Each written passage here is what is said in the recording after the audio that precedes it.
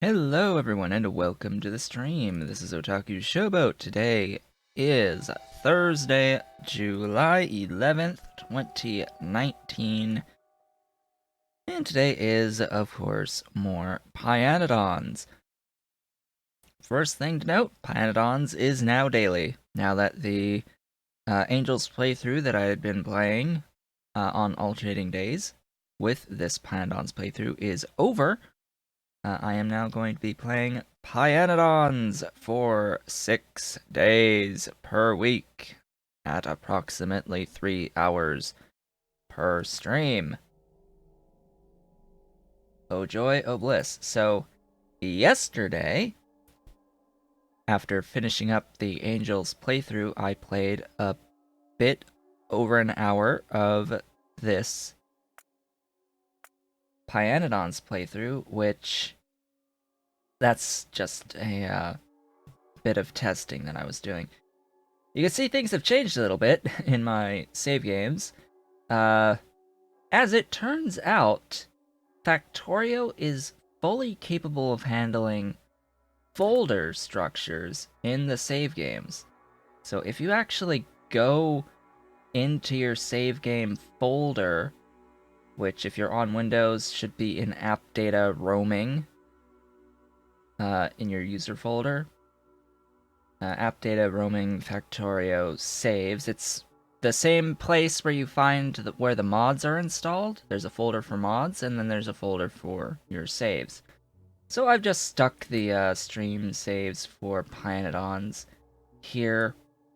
I've sort of gone through and was pruning a lot of my saves earlier. Speaking of earlier, when I last left off, I had made my first Tholen atmosphere extractor and plant.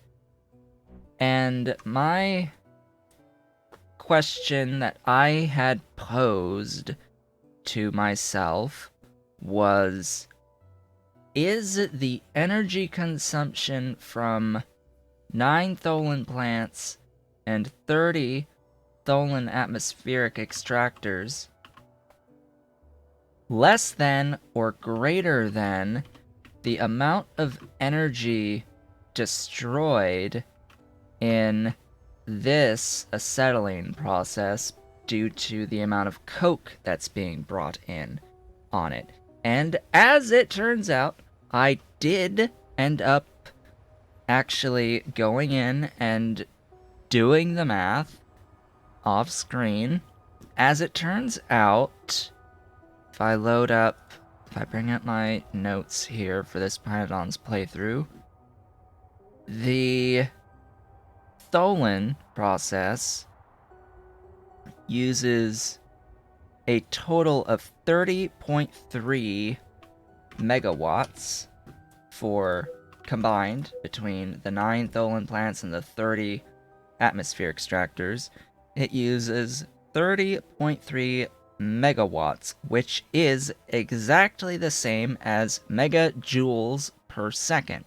So think of a watt as a joule per second, and this is important. So a unit of coke is 5 megajoules.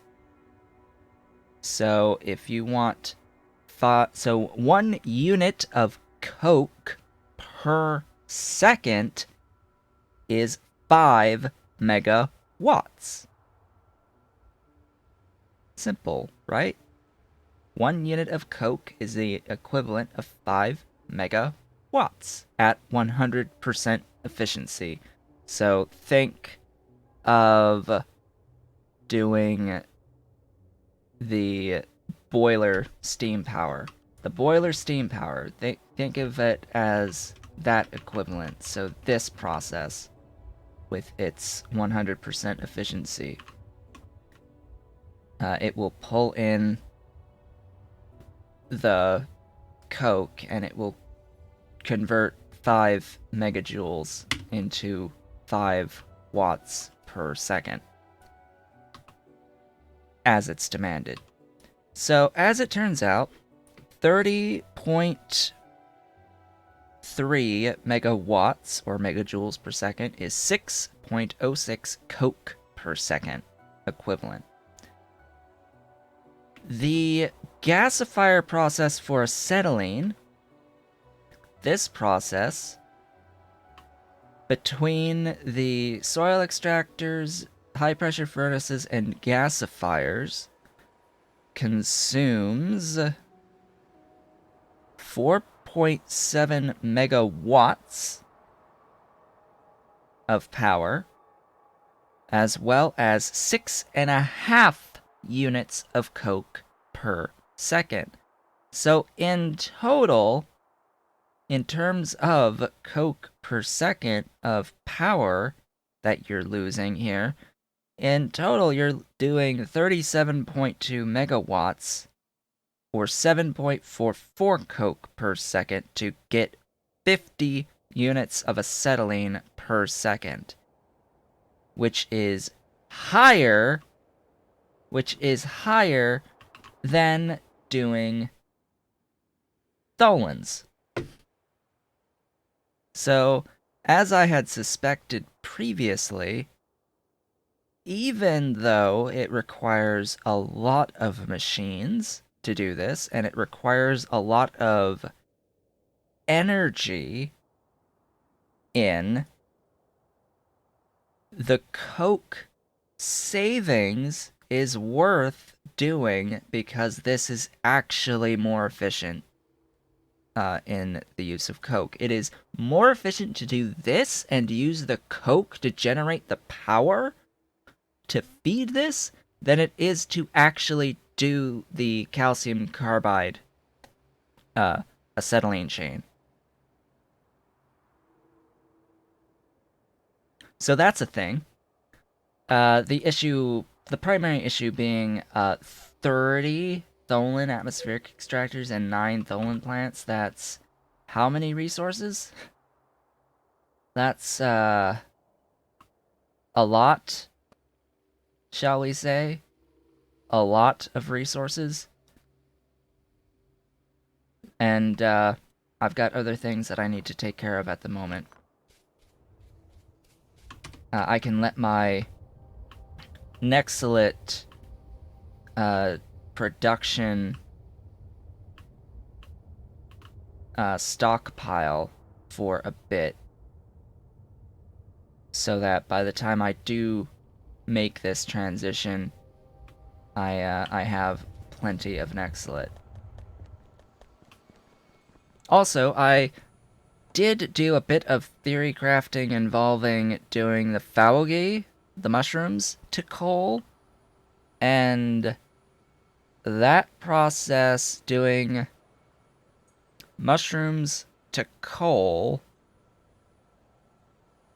is a delta 6.658 megajoule per second, or megawatt, net positive in using Factorio to coal, feeding 2 coal per second. So it's 6.658 at 2 coal per second. It's 2 coal per second from the Factorio requires 2.5 per second of those mushrooms. In total, you're using 1. Actually, my math is off a little bit. It's 600 kilowatts in total there. So it's a 1.642 megawatts of power to get out 8 megawatts of power, which is still, that's 6.4 or 0.358 of net positive. So you're getting 6 extra megajoules out of doing that for each of those units. For every 2 coal per second, you're getting an extra 6 megajoules in coal. That's just coal, and then you can convert the coal to coke and gain even more out of it. If you were doing 10.375 per second on input of coal produced by mushrooms, so 12 per second coal from mushrooms feeding coal to coke results in a delta of 29.7 megajoules per second. So if I were to, for example, expand my mushrooms to feed enough of these high pressure furnaces, converting mushrooms to coal to feed 12 per second, which is 6 total furnaces, and all that coal, 10 point something of it, 10.375 to feed these basic oxygen furnaces, which need fuel from coal, as well as these quenching towers to make coke, without taking into consideration any energy generation from the coal dust that gets produced in this process.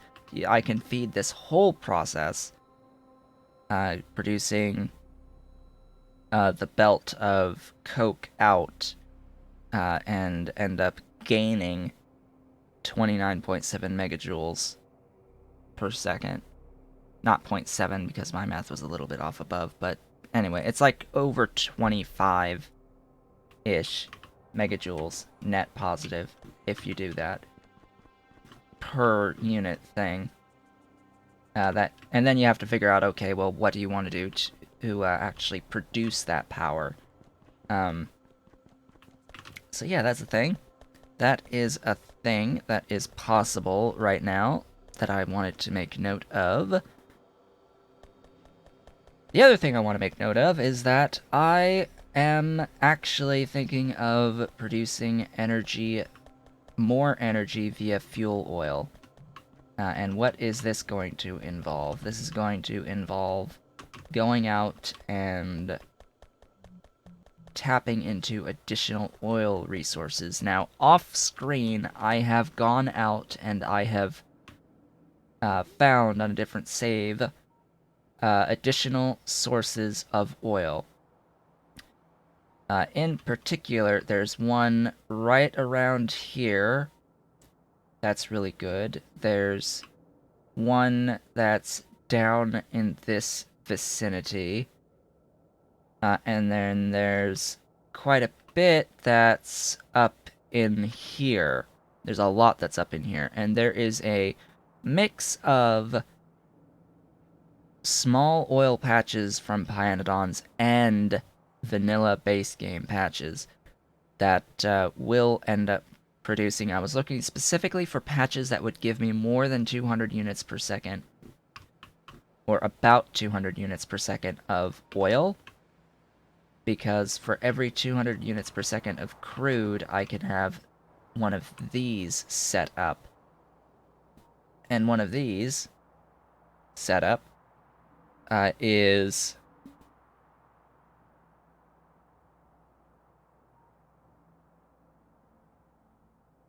how much did we determine previously what the actual energy output of these things is? 80% of 24.8, or 19.84 megawatts per turbine, so 39.68 per one of these setups. That's enough to fully power a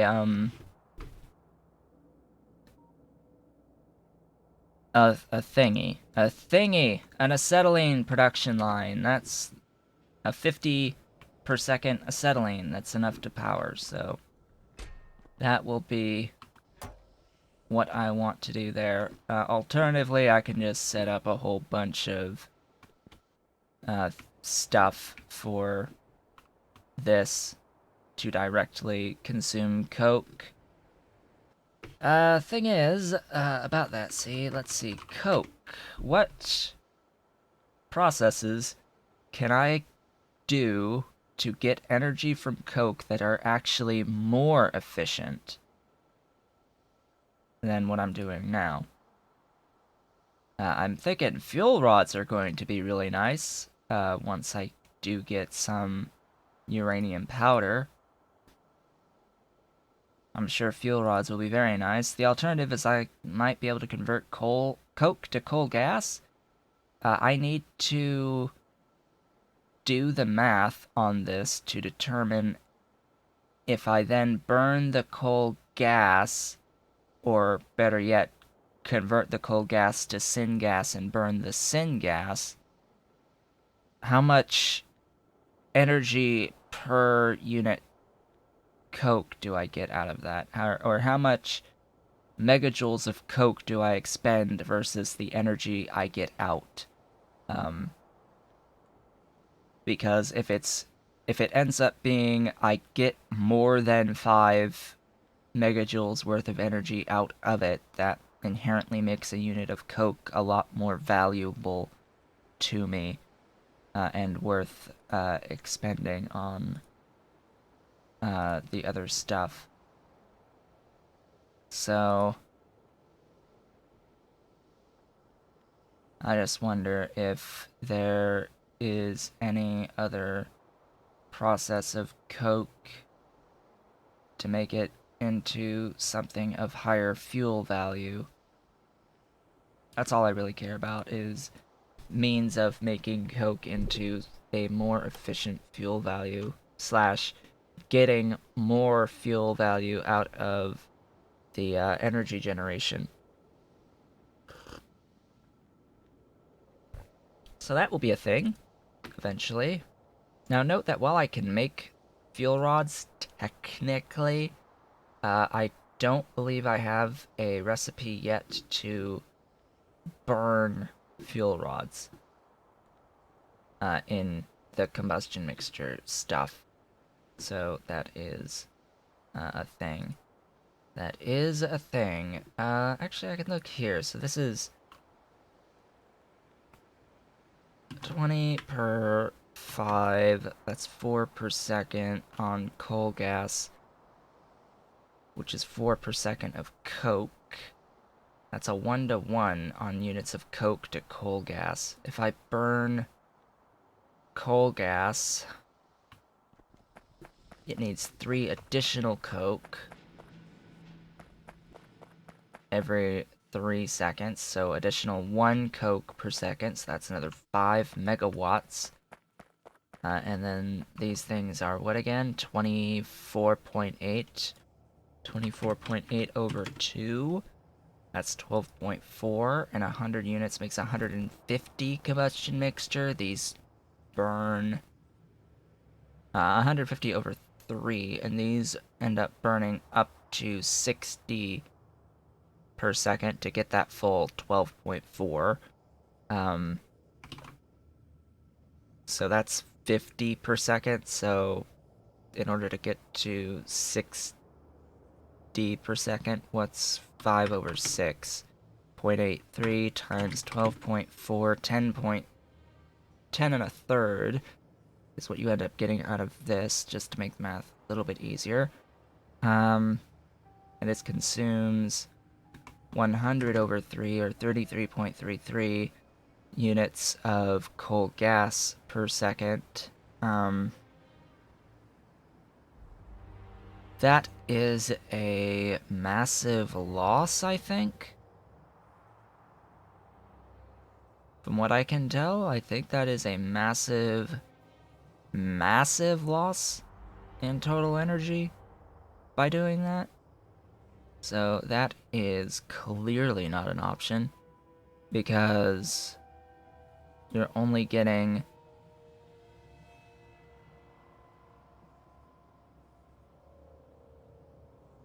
so you spend 36 units of coke, which is 5 megajoules each, or 180 megajoules worth of fuel, to get 12 to get 10.33 megawatts.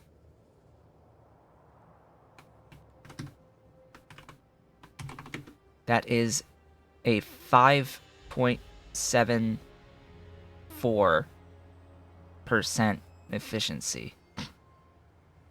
That is not even remotely close to being efficient in any way, shape, or form.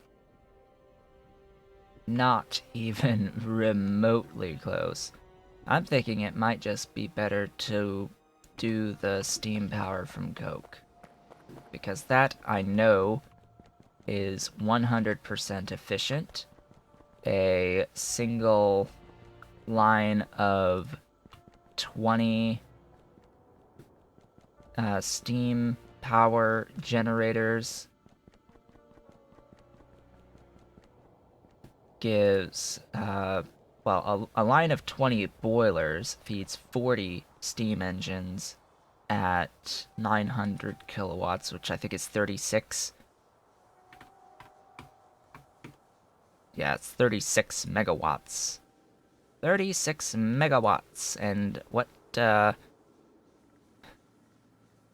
36 over 5, that's 7.2 per second on Coke consumption, which is greater than the amount of power that I end up needing for the Tholen stuff. So if I just do a line of 20 boilers consuming Coke, that is a better use of my Coke than doing acetylene through the other process, through the calcium carbide process. So, now that I have ranted about all of that, it is time for something completely different. Completely different. Pyanodon fairly recently did a change to jaw crushers to make them faster, I think. He made jaw crushers better, so you need less. In fact, for the amount of ore that we're producing, I have 16 jaw crushers. You can see this is a little bit more than what I'm bringing in. Just a bit more than what I'm bringing in. I'm going to scale this down to 12 machines. Wow, he's actually scaling down. I can't believe it. I can't believe it. Someone actually scaling down. 12 machines. This is a bit more than what this single yellow belt out can handle, so I am going to swap to doing output on each side rather than in the middle. This will also need to be belt balanced.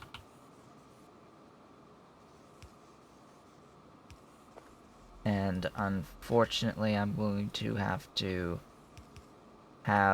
undergrounds for this.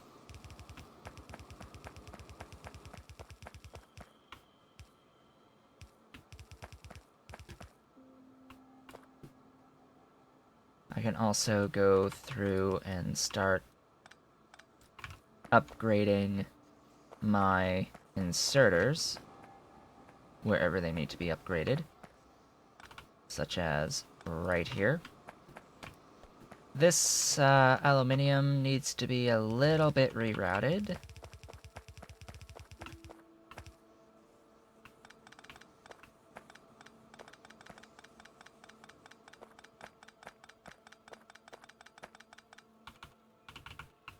Because I'm going to have this output right here.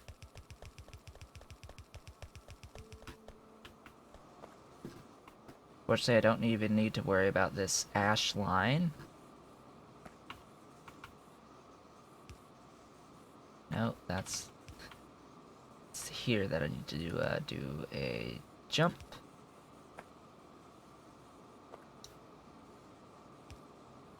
hop, skip, and a jump.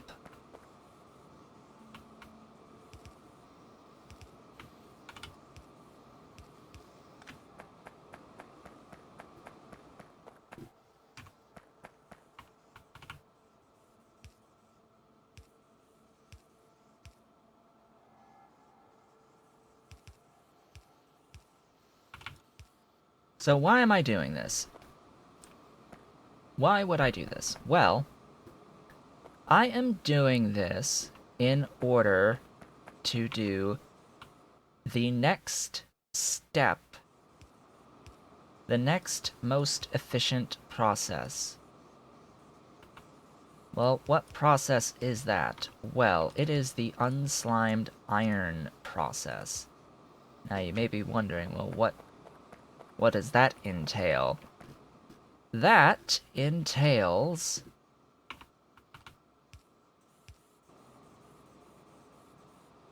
that is not where I can put this. That is, though.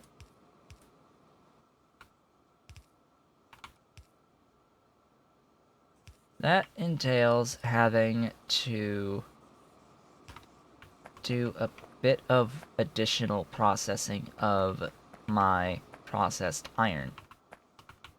So I have to do more to my processed iron, additional steps to get to unslimed iron.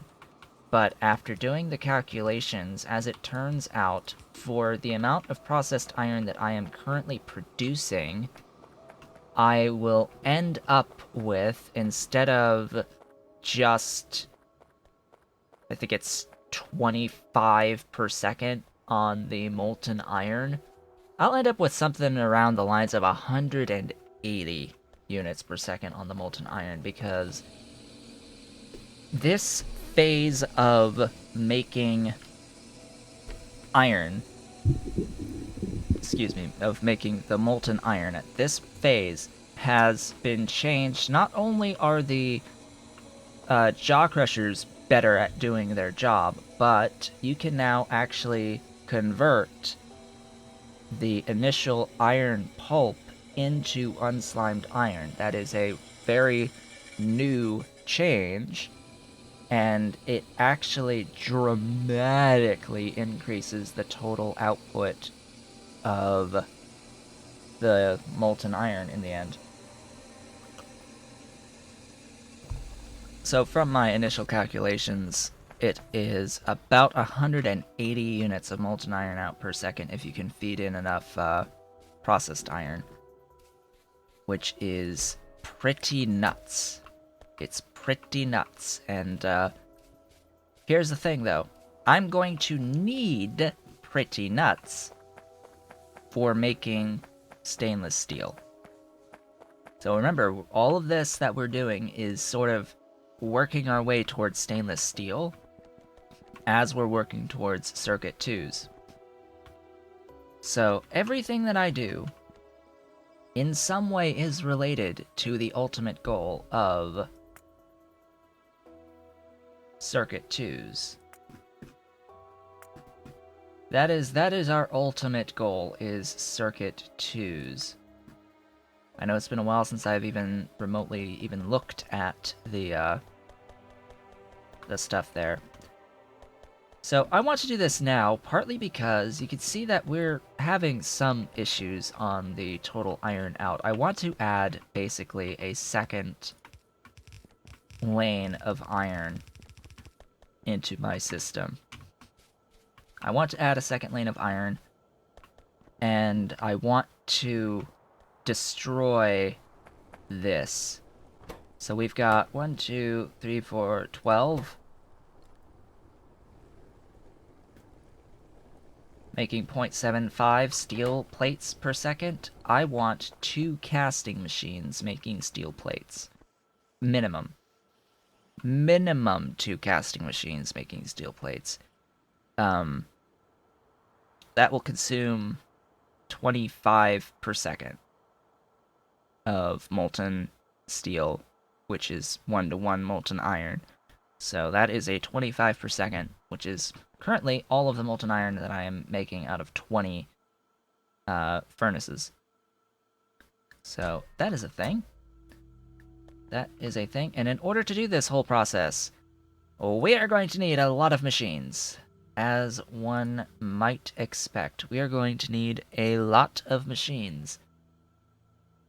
In particular, let's start with the beginning, which is automated screeners. I'm going to need engine units for the automated screeners.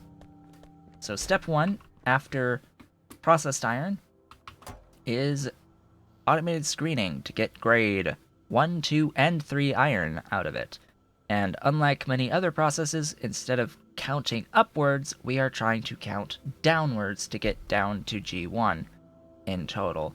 And the math on this is it actually works out quite nicely, because the amount that you make, I'm actually going to need 6 automated screeners. The amount that you make of grade 1 in the automated screeners is the amount of grade 1 you'll get out of the further processing of the grade 2 and the grade 3 iron. So it happens to be identical because there's no other percentage chances in producing the getting back to G1 once you have a G2 or a G3. It is a 50% chance to get, or is it even a 50% chance to even? Yes, I think it's a 50% chance to get a G1 and a G3 out of the automated screening to begin with. So instead of the 4 per second that you're getting of the G1, you're getting approximately 2 per second of the G2 and the G3. Those always will end up back as a G1 at a 1-to-1 ratio.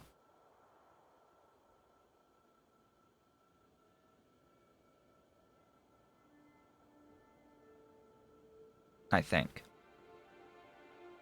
Yes, that will...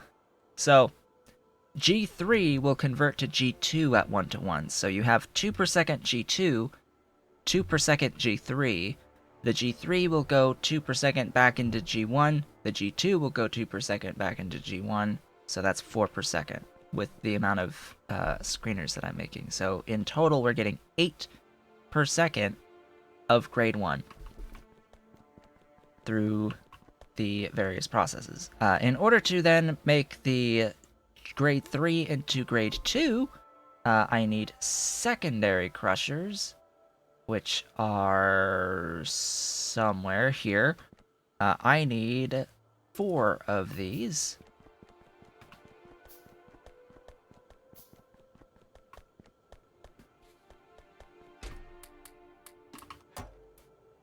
Duralumin. Been a while since I've sort of really needed a lot of you. Actually, no, it was just the other day when I was making a whole bunch of other Kikalk plantations that I haven't even really bothered doing anything with yet. So I've made, what now, 2? I need 2 more. I will need impact crushers. I will need 4 impact crushers. Which means I'm going to need some tinned copper cable.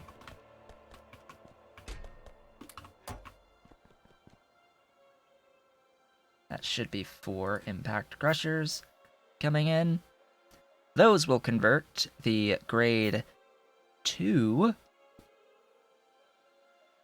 into the grade 1. The 4 per second of grade 2 into grade 1. And it will also produce 2 per second on gravel that I will need to do something with. Probably just burning it at this point in time. And that will all result in 4 per second of grade 1. The grade 1 then gets converted into iron dust in ball mills. I'm going to need 11 ball mills. So that's 5. That's 5 ball mills. Allow me to go grab my thingies. Let's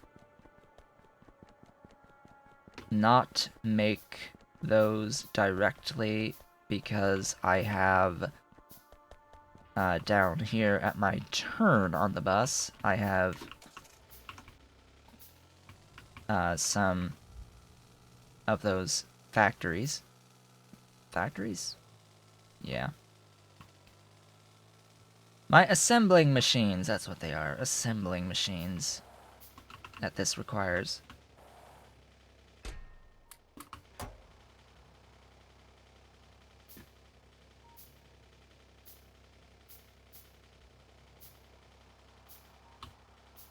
And small parts are required.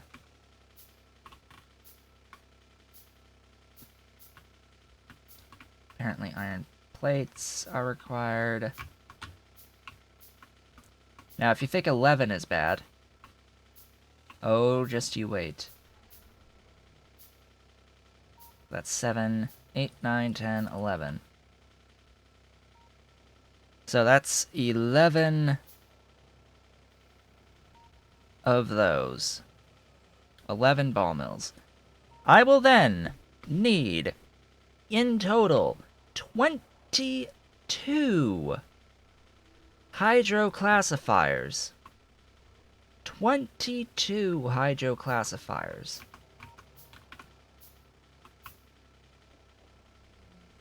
3, 4, 5, 6, 7.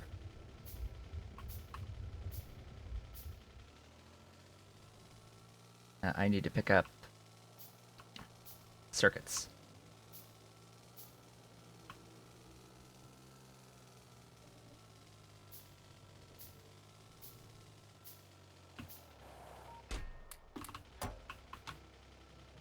Eight.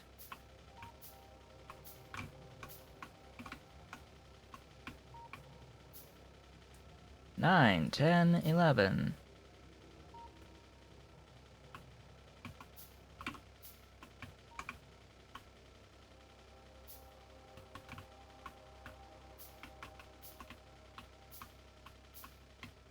12. I need small parts.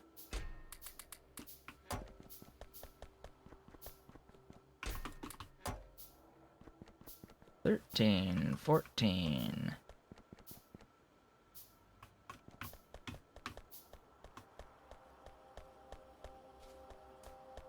15. 16.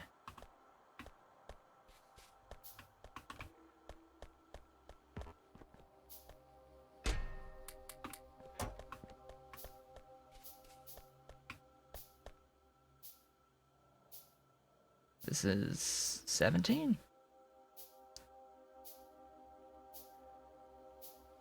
Yep, 17. More circuits. 18, 19. 20. 21. 22. So, why 22? Because I need to have 14 for converting the dust into iron pulp and slime.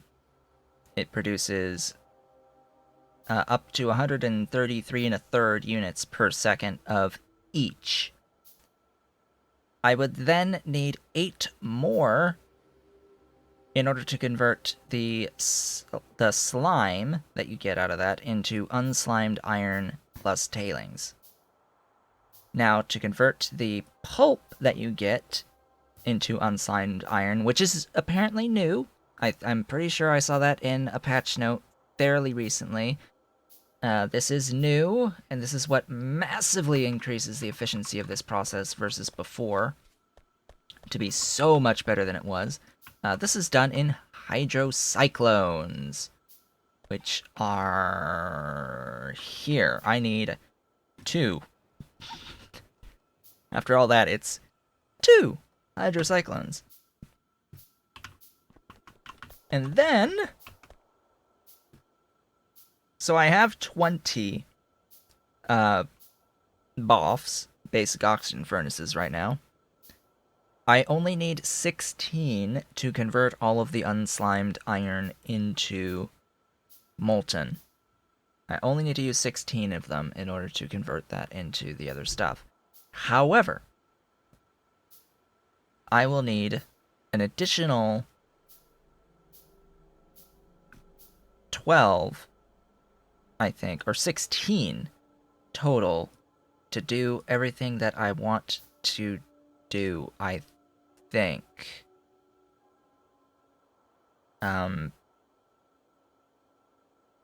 So I want the additional 4 that I already have to go towards steel casting, molten steel into steel. And I'm going to need at least 2 casting machines to do that. So, casting and casting. So that is all of the oxygen furnaces that I currently have accounted for. When I set up stainless steel, I am going to target approximately 5 stainless steel per second, aka using all of the remaining molten iron that I currently have to produce stainless steel. Assuming I use all of my steel in steel casting that I am currently producing. So there's also, you have to consider it when things back up, if I'm not using the full amount of those casting machines on the steel. Anyway. Anyhoozle. So the 2 steel plate casters are going to consume 25 per second on the molten. I also want to expand 2 more for iron. So an additional 2 on the iron, and that is just fine. I don't need to add any other oxygen furnaces for that. So for the 5 per second on stainless, that will require 50 per second on molten stainless, and that's simply done in advanced foundries. That will require 100 units per second of molten steel, which in turn is 100 units per second of molten iron. But in order to get 100 per second of molten steel, I need 16 total basic oxygen furnaces, because it's 4 per 25 per second. I'm pretty sure that's the case. So I would need 16 additional basic oxygen furnaces making molten steel to feed the molten stainless steel at this point in time. So do I make those 16 now? Or do I do it when I actually set up the molten stainless steel? I am thinking I will do that when I actually set up the molten stainless steel. There's no real point in setting up all of that steel production when I'm not using that much steel. In fact, it would probably just be a better idea to make more iron plates. Because I'm suspecting things are going to get massively backed up once I do this. Also, note I need to filter out the rocks, as usual.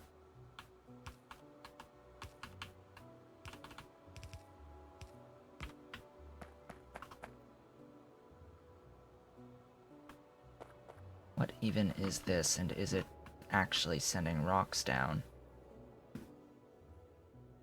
I suspect it would.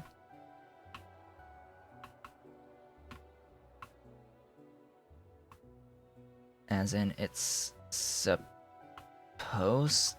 to when I need more of this gas. This, fluid, sorry, phosphoric acid. It will.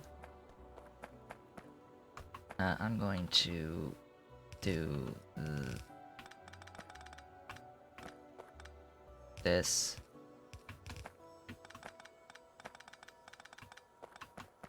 I'm actually gonna do this like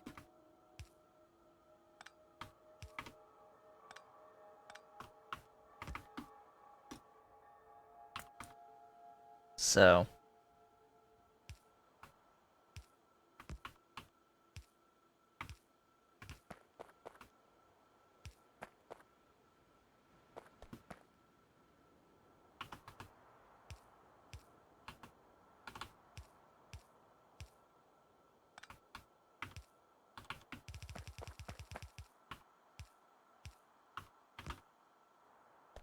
Success.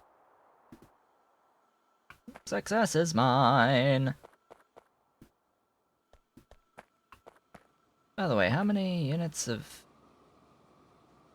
stone am I getting out of all this? 6 per second? Oh, you know, just 6 per second on the stone. Don't you worry. At least the stone is being used for something useful. Unlike what the gravel's going to be used for. Ahem. It will be burned.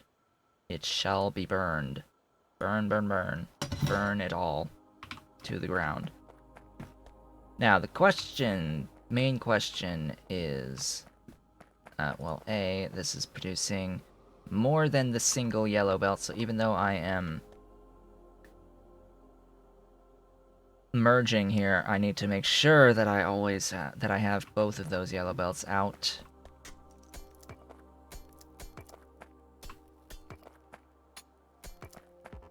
Also, I did find the location of my next iron patch off screen as I was searching for various oil, and it will be to the southwest of this current oil iron patch, so it will be to the southwest.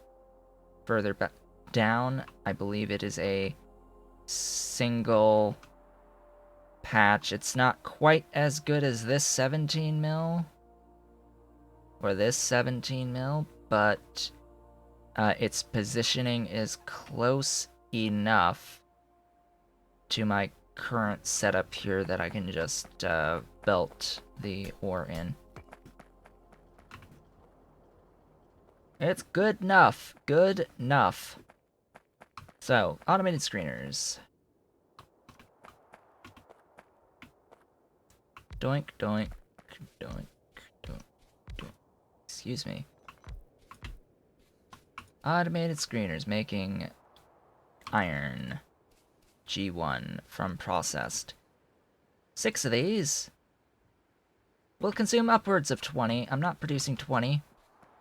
I'm producing 16, I think is the actual number there. This will be my inputs. Where does it transition over 15? At 4.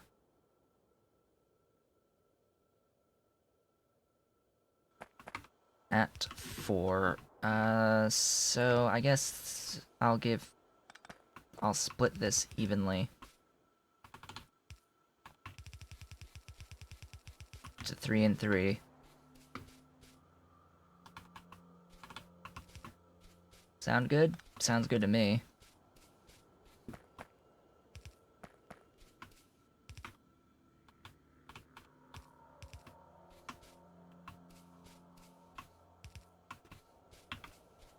Sounds just fine by me.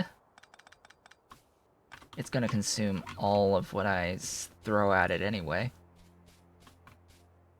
I need more long-handed inserters, so... Oh, I can apparently just make several.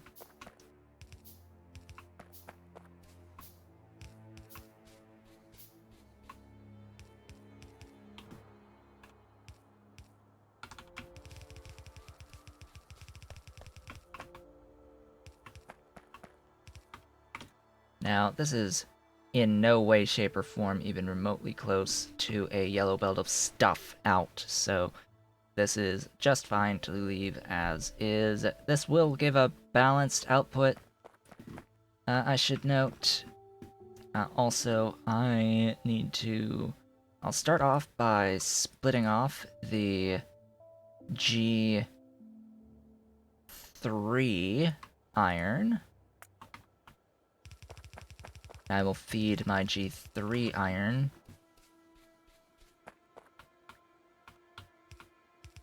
that way.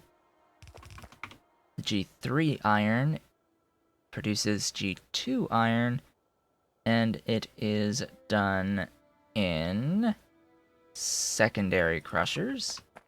So my 4... No, those are jaw crushers. Where are my secondary? Right here. So I will do my 4... Hello, Tech. Nice to see you.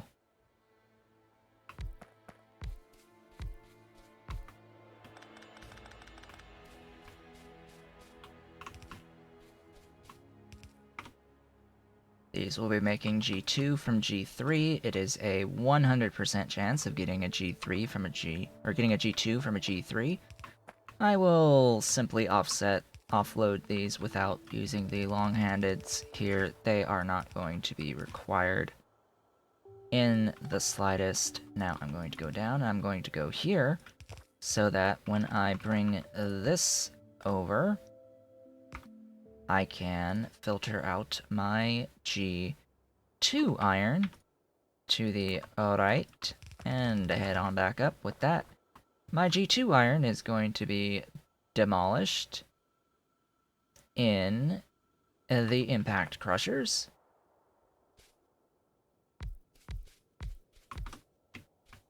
These will convert G2 into G1.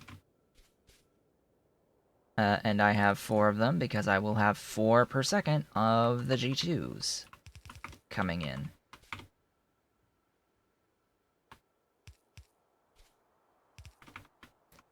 Now I will balance these because they've got gravel and G1. It's a 2 per second though. That is less than a single lane, but maybe I'll be expanding this in the future and will be kicking myself for not doing that. At least with these, it'll take quite a lot of scaling.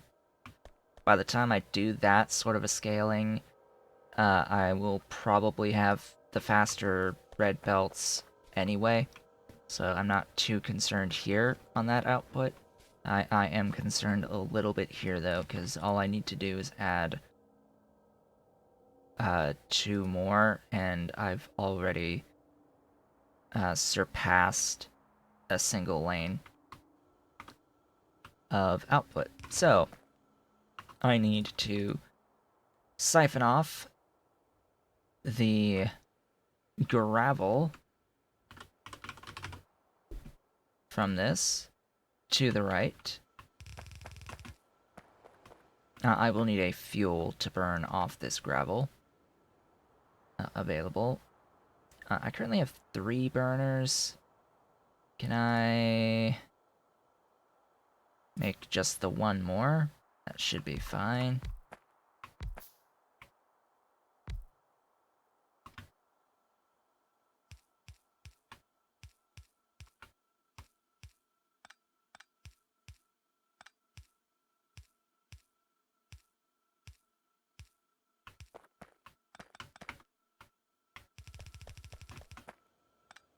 How much fuel do these actually use? 240% at 75 per... 240 kilowatts at 75, that's like non-existent. Non-existent, not to worry.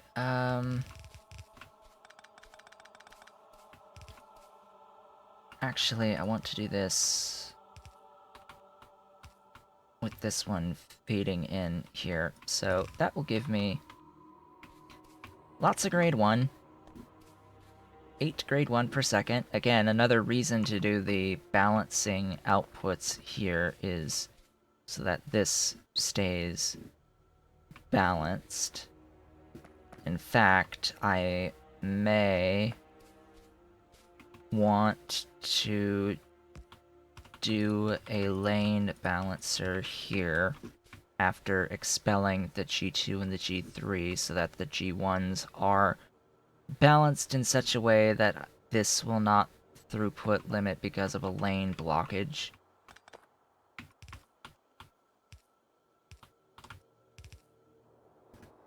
Next up is the 11 ball mills.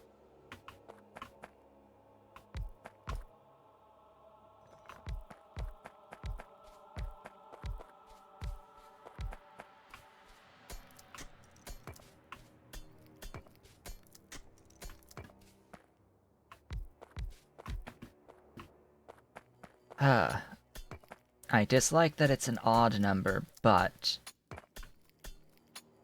that's just how the ratios are currently working out.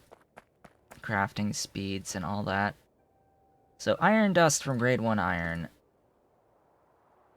I will have 8 per second coming in on the grade 1 iron. So the 8 per second is a 1-to-1 going into the dust. Bear that in mind. In order to consume the full 8, I need 11 ball mills.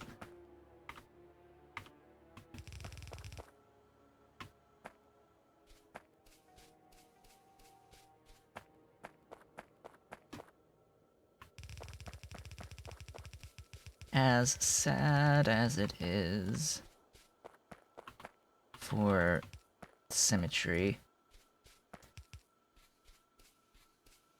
and it's a prime of all things. It's like, and it has to just happen to be a prime. Wonderful.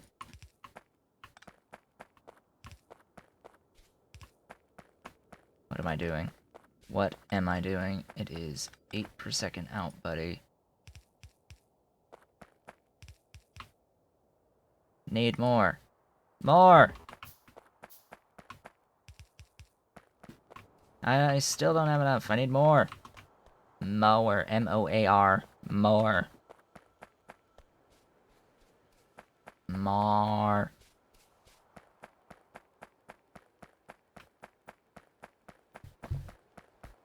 Give me my iron that I have down here. Need iron to make much more iron. Need more iron to make more iron. Iron. The irony. The irony of needing iron to make more iron.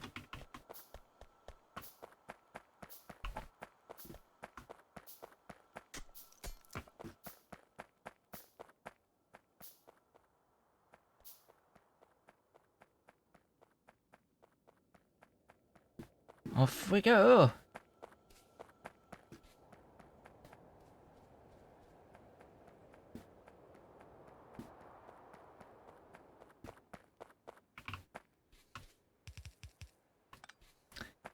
I'm still really tempted on the nanobots, by the way. In case you were wondering, I'm still considering the nanobots. Adding that in.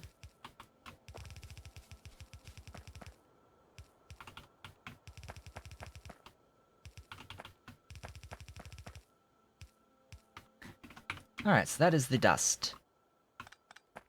The dust gets converted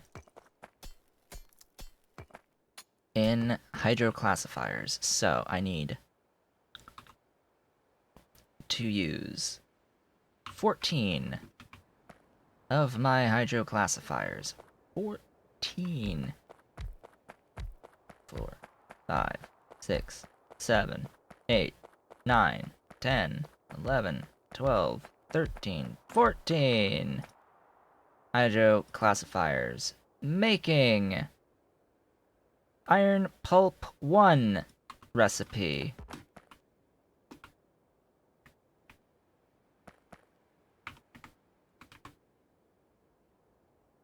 Is that how I want this oriented? I think so. Yes. This requires water in. And it produces tailings, so I will need to do some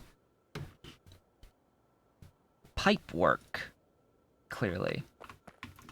Clearly, I'm going to need to do some work with pipes today.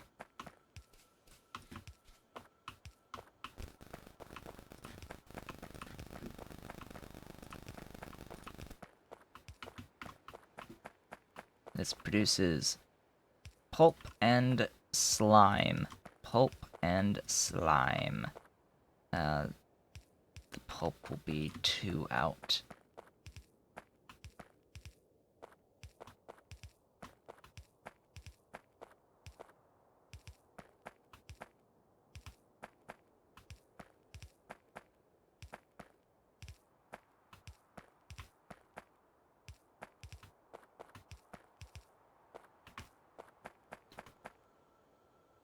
And this will just feed right on up. Right on up, like so. Actually, no, not like so. Nah. There's plenty of room. There is plenty of room. I do not need to use a long-handed inserter for this. This is just fine. Right here. This line is perfect.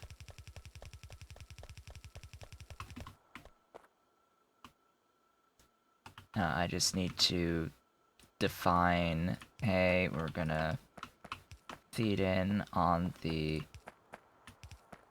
back edge of each of these.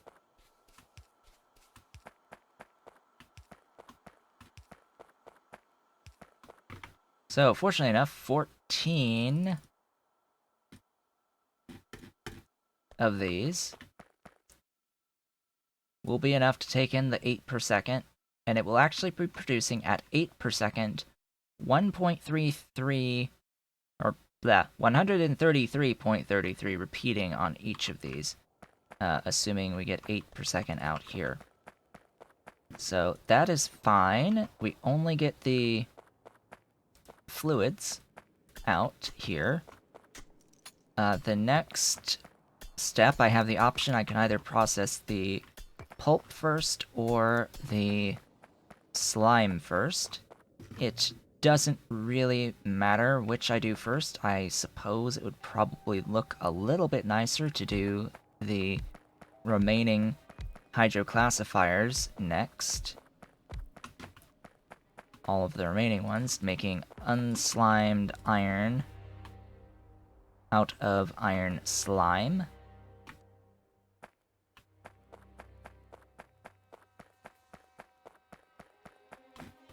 Now, how many exactly do we have here? 8. So out of 8, we consume exactly how much? Now, I do want to note, 840 plus 266 is less than a full water pipe, but is so much that I would want to devote a water pipe exclusively to this.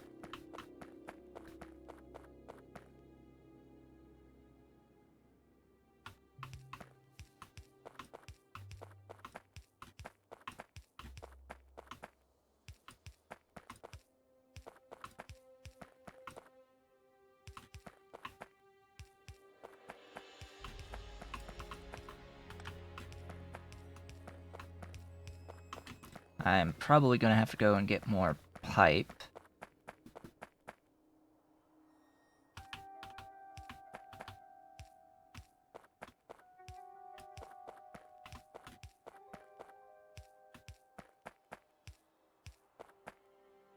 So sad that these don't align exactly.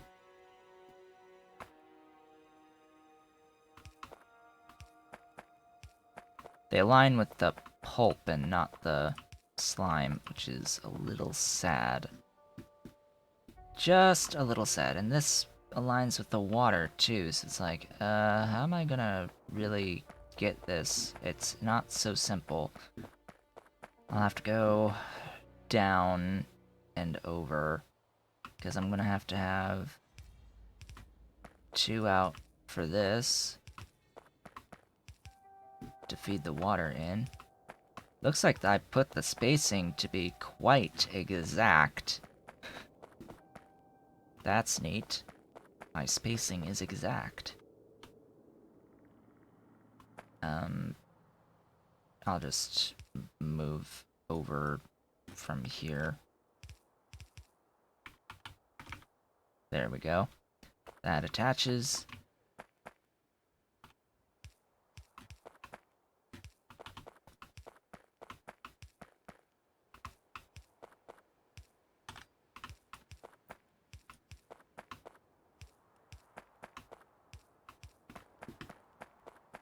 Yeah, I definitely do not have enough pipe to ground, unfortunately, so I will go and grab more as soon as I've placed all these down, because I need to do pipe to grounds all the way on this side for all of that water input. Yep. But first, I may as well put down my 2 hydrocyclones that will be making unslimed iron out of the iron pulp. And this will also need water in. So what's 133 1/3? That's 400 per second. Even 400 per second plus 840, that is slightly more than 1200. That's 1240. But I'm not going to be consuming 8.4, I'll be consuming 8, so that's actually exactly 1200 per second, which is exactly a full throughput on a pump in ideal situations. I'm probably still... I think I'll run 2 pumps worth of pipe out here, especially since I don't know about how the extra pipe size on the niobium pipe will influence the ultimate throughput, whether or not that actually has any impact on values sub 1200.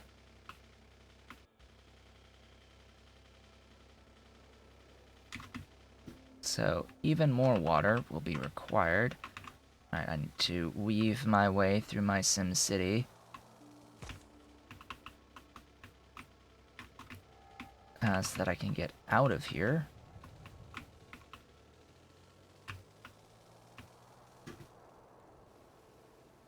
And head on over to where I am doing the niobium.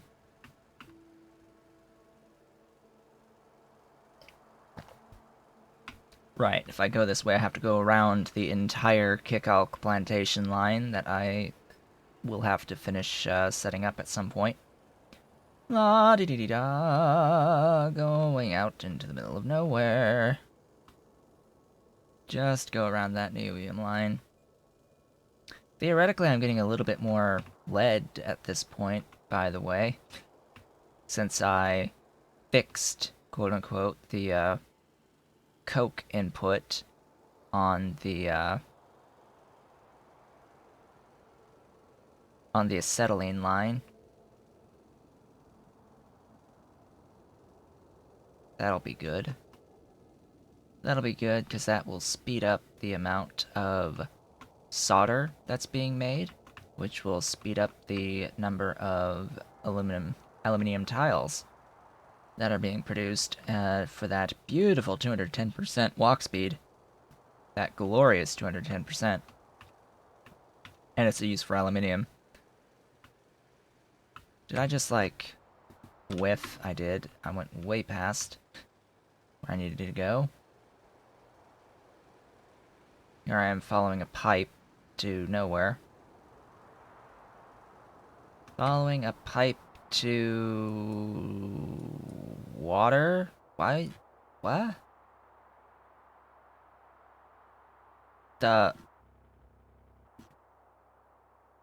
Huh? Okay. I apparently thought that it was closer to run a pipe from here of water to feed the steam for this versus running a pipe from here and over. Apparently, in my mind, I thought that this distance was shorter than that distance. I don't know what to say. That is clearly wrong. Very, very obvious and clear how wrong that is.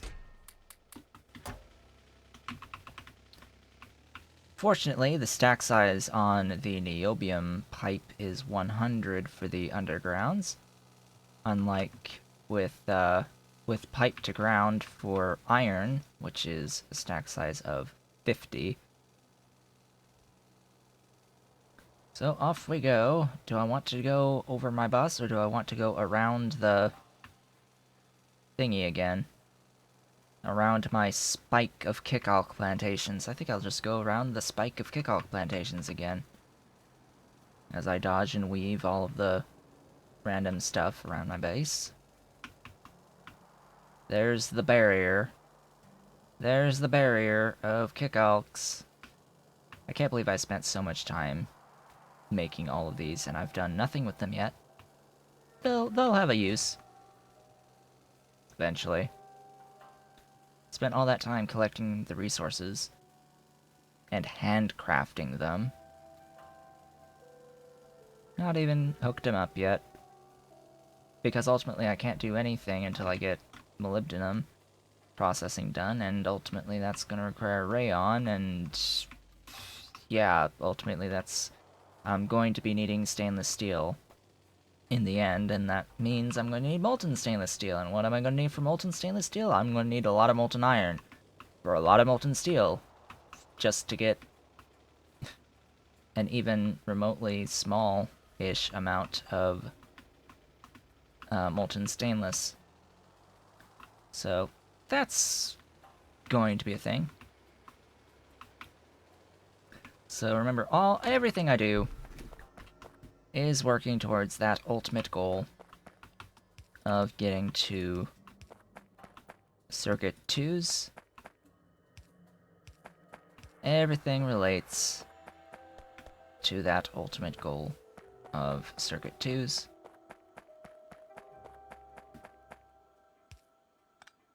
Including getting the stainless steel.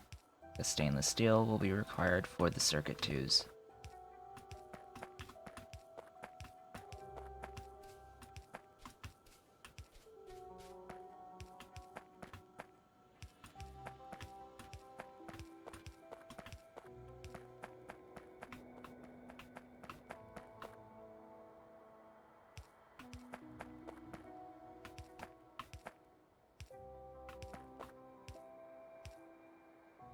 Why did I space this like this? I've got no idea. It was randomly chosen.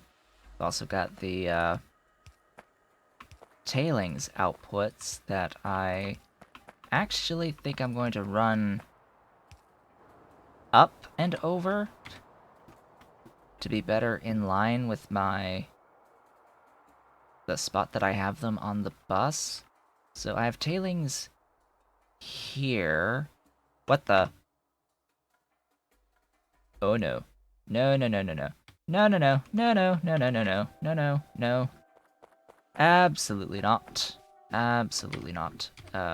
Car there. So-freaking-lutely not. You should not be destroying any of those at the moment. Every single little bit of tailings needs to be going into the production of Nextlit. I know I have it behind a overflow valve, but the behavior of the pressure mechanics in this game means that if I have a lot of production of it at the spot near where I have that overflow valve, I am going to be wasting a lot of those tailings, so off you go. You are not going to do a thing here. If you're going to put an overflow valve, put it at the end of your line, not at the beginning of your production. I would want to have the overflow valve to actually be out here. I would want the overflow valve and destruction of the tailings, because I need all of my... I actually want all of my tailings. I put this behind an overflow valve in order to make sure that this doesn't come out. I want to make sure that I use this, so if I had a non-return valve, actually, that would be a better option there, rather than a overflow or underflow. Just a non-return, but there isn't any non-return. I suppose I could do an underflow here to make sure that it's constantly got supply. But yeah, I wanna make sure that I am making as much next lit from my tailings as I possibly can as this slowly starts to fill. Anyway, now that that's taken care of, where I park...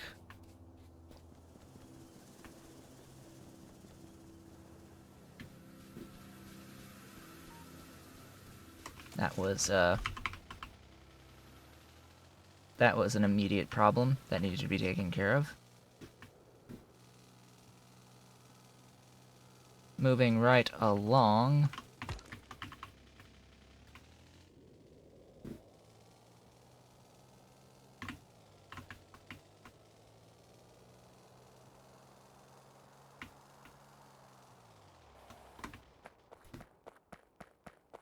Let's see here. I need to place that.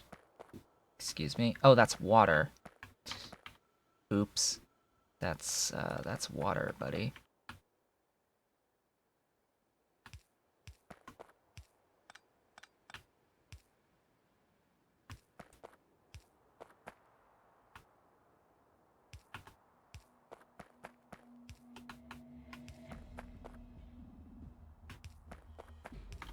There you go. So I'll have a water line for this, and I'll do something... I want this on its own. I want these to be together.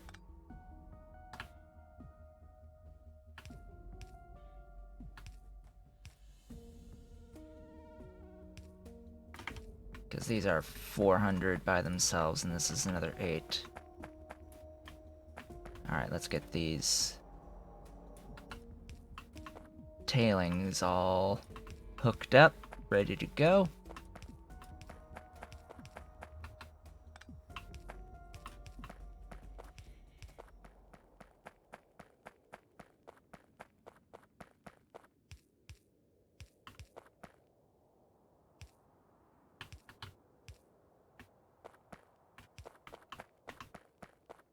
Get in the car. And these northwards. Let's figure out the line I want to draw. Interesting.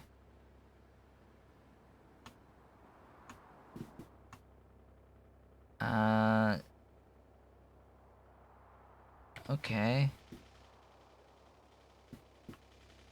So it's in line with you.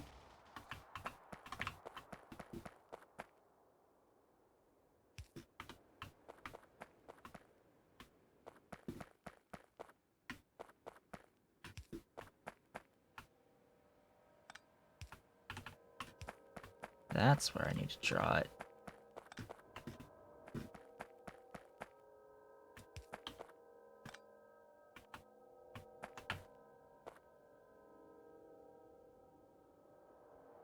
Aw, that's so inconvenient.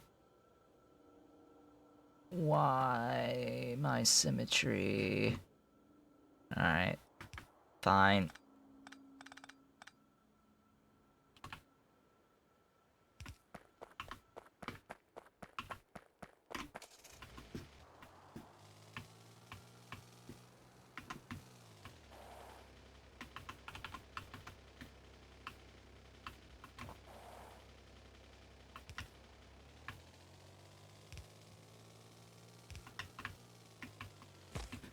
Yeah. Rocks. Stuff in the way. So much stuff in my way.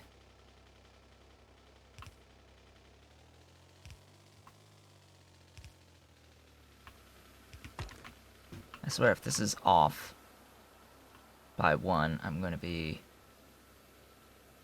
quite upset. It is not off at all. Good! Welcome, tailings. More tailings. Potentially.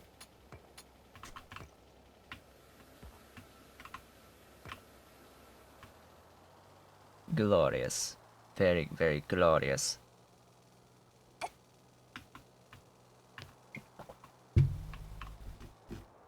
So that just leaves outputting the unslimed iron.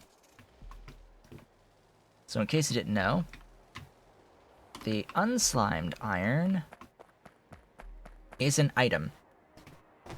For a while I thought that unslimed iron was actually a fluid. No, it is an item that will need to be pooped out.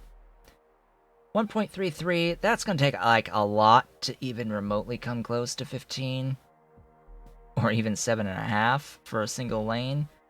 So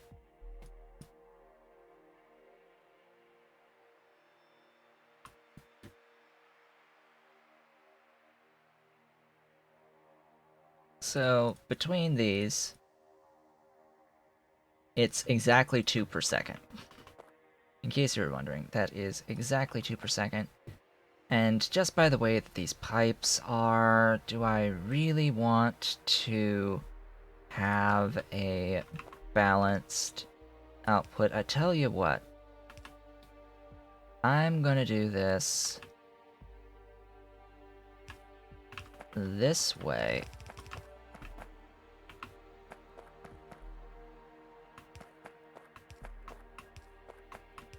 So that I don't have to worry about extra belts.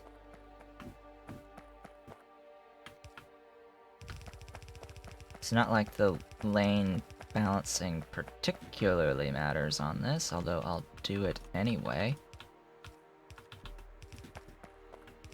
So, 2 per second, surely you won't get a lot out of that, right? Wrong. Absolutely wrong. You get 180 units per second of molten iron out of that. Out of just 2 per second on the unslimed iron. It is absolutely amazing. And I should have done this probably a long time ago. Then I would need to belt my unslimed iron all the way to my furnace line. So that's going to be simple enough. Just out you go.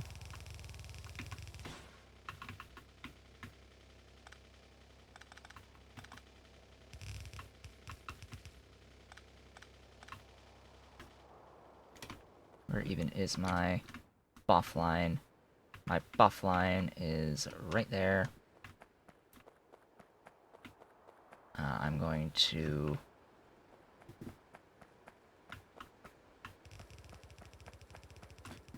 run this south.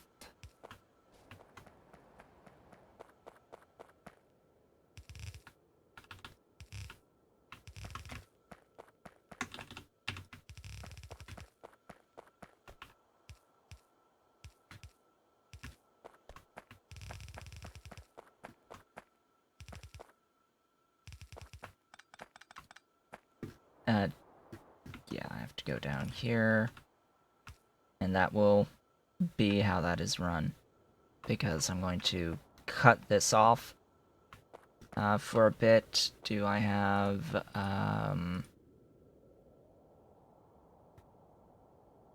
these thingies? I did, apparently. Let's make yet even more. Closest source of water.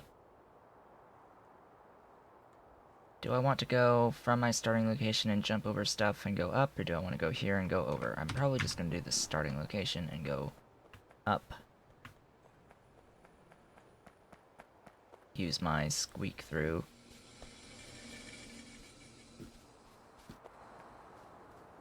So do remember I wanted 2 lines.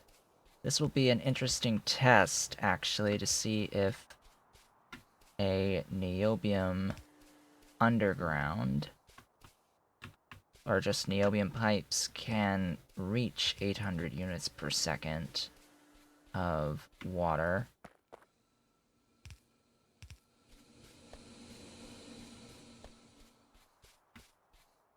It would be a little bit disappointing if not.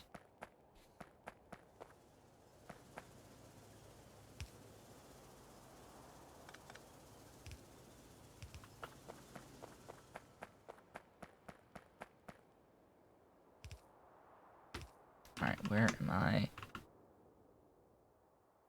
Doesn't help that I don't have a radar there. Wait, radar coverage. Go, go, and go. Yeah, probably best if this is placed right around here.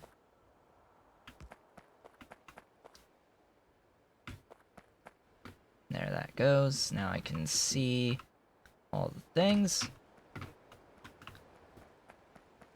And I can see where my water needs to be.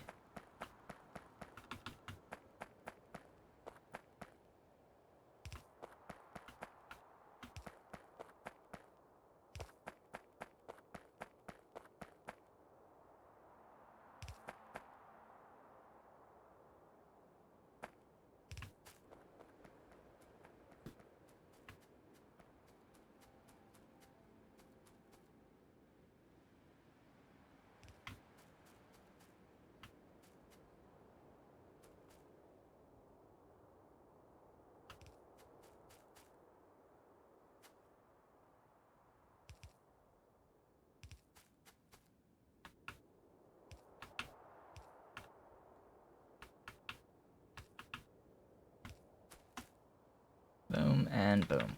There is the water connected. Huzzah! Water is good to go. Good to go and fully operational, ideally. Does this mean I can feed it and then power it? So always, let's start with power.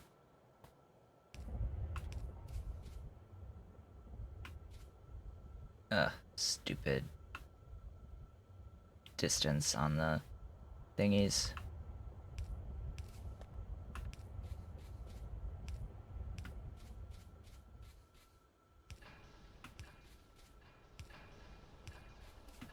There's those.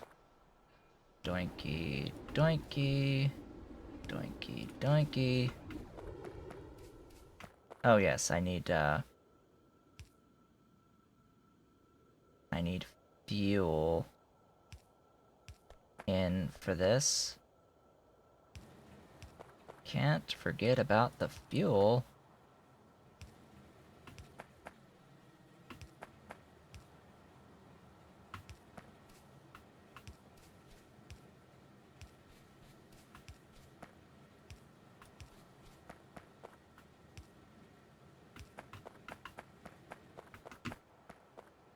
Then here it's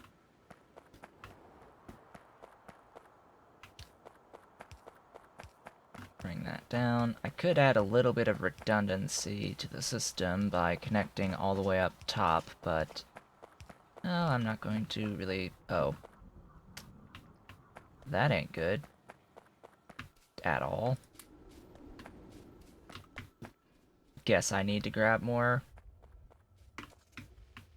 power poles. Medium power poles. Fortunately, those are being made at the start of the bus.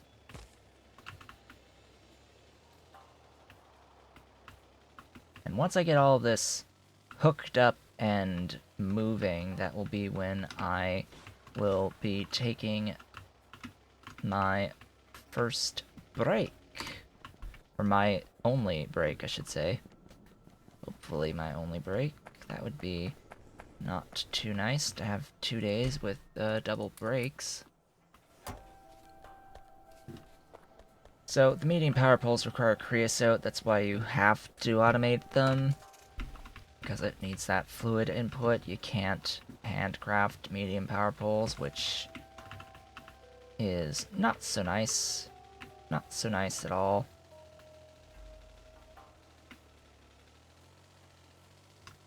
But we shall manage. Oh, how we shall manage.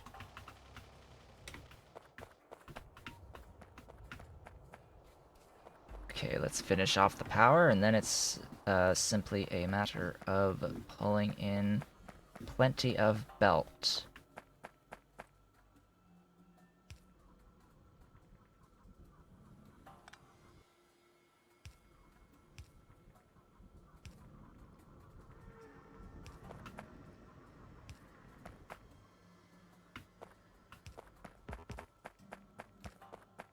Excuse me.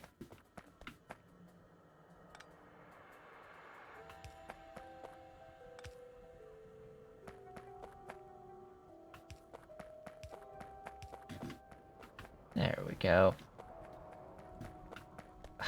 Excuse me?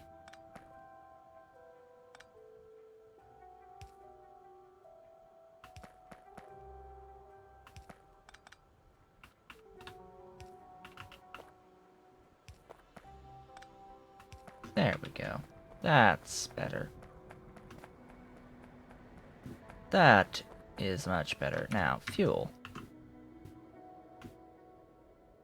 I should have my Coke close-ish by.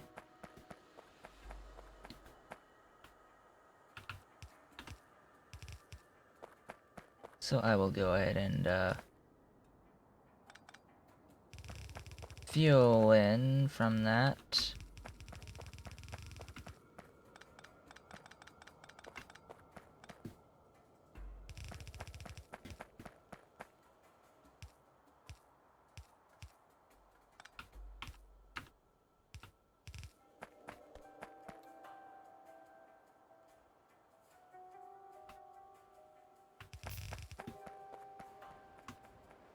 Alright, buddy. Let's run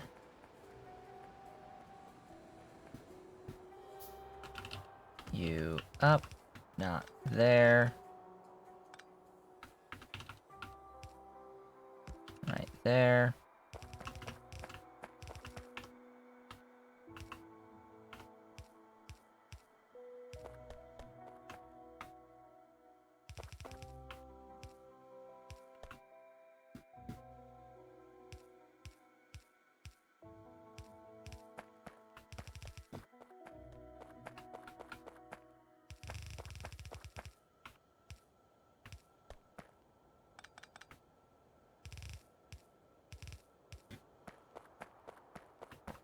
Okay, let's get that. That's the fuel in for those burners to take care of the gravel for me. And that just leaves going over to pick up the last of the belt that I need to run in my processed iron. Huzzah. Run in my processed iron from... where again? Here. right here. I need 2 belts in from there. Excuse me. Did not think I hit that, but UPS is hitching a little bit.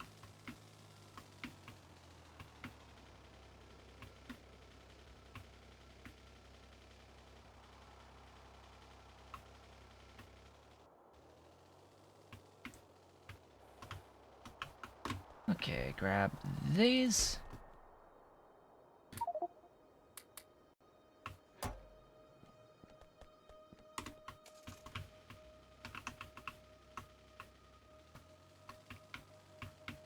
Now the rates are going to be a little bit off at the start during the transition period.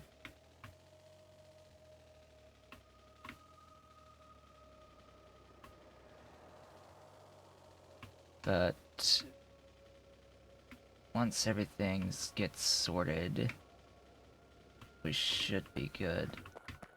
Do I want to cut this line now? I think I will. And by cutting this line, I mean I'm going to break the outputs so that it stops being fed, so that I can empty the line. I'd much rather deal with an empty line.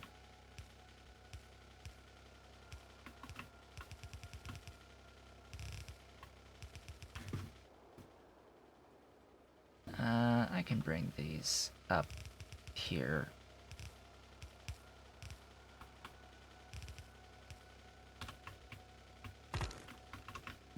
There is a rock there? Jeez.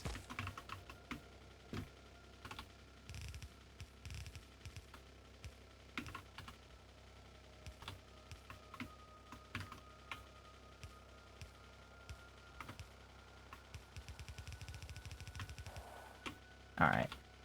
This is where I should be doing smart things. Semi-intelligent things.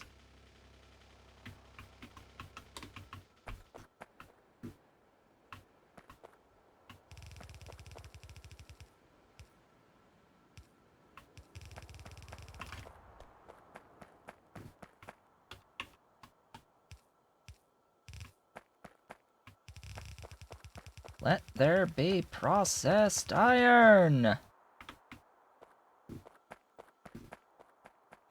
Let there be unslimed iron! I will need to switch the recipes over on the boffs, but I want to just start by watching this do its thing.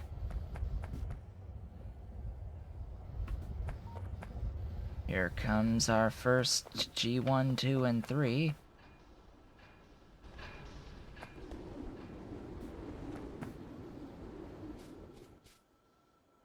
There goes gravel. There goes gravel. Echo, stop!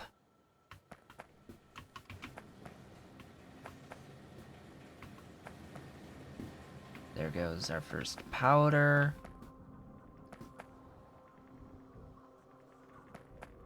There's the first of the slime and pulp.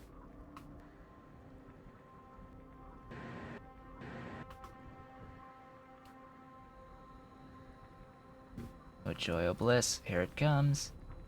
Here it comes.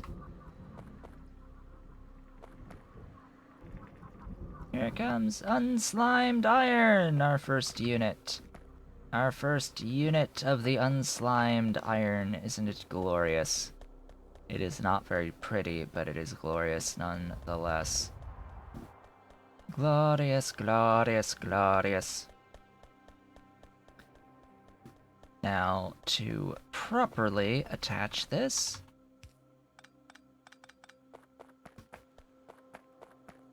and oddly enough,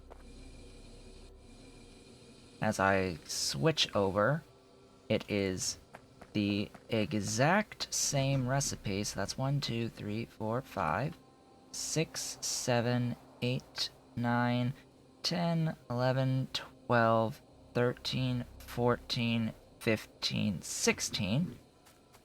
These final ones are actually going to be switching over to molten stainless steel, but it looks like the oxygen is on the wrong side. Apparently this last one was never working from the very beginning. That is not ideal in the slightest. Oh right, and it can't mix fluids on the output side either. That is unfortunate.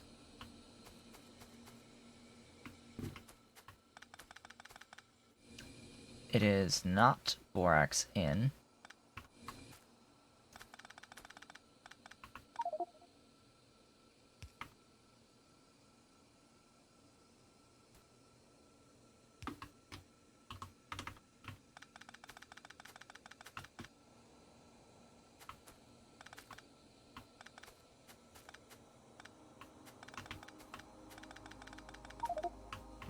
Ugh, stuff and things.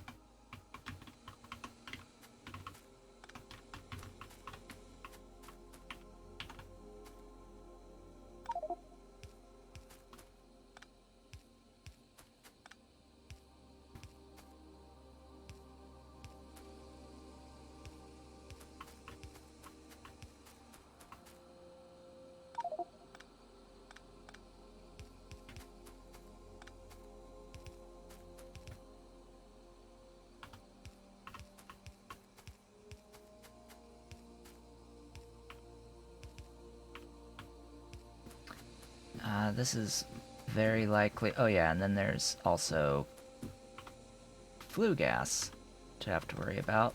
So I have to worry about how I'm feeding the coke in as well here.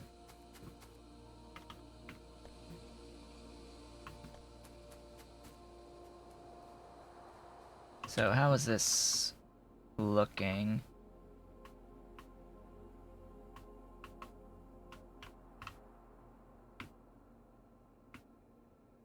We are slowly but surely processing. Oh, really? Aha!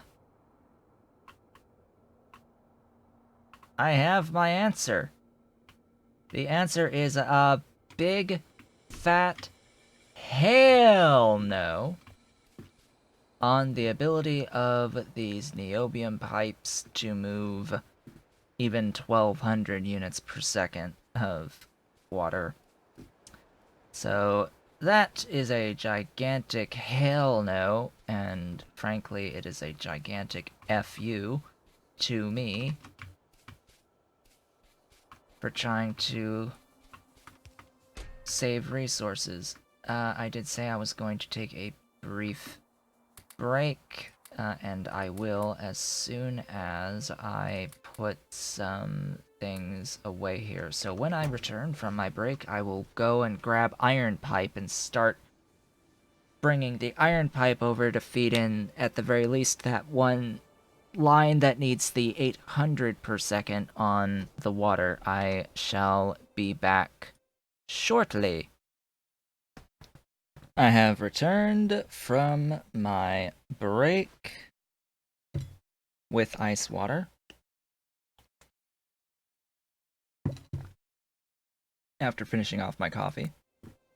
So I am heading on over to pick up some more iron pipe to ground so that I can run that line over, because it is incredibly clear that the niobium undergrounds, pipe to grounds, are unable to cope with the sheer volume of throughput that I need it to deal with. Now, I also need regular pipe.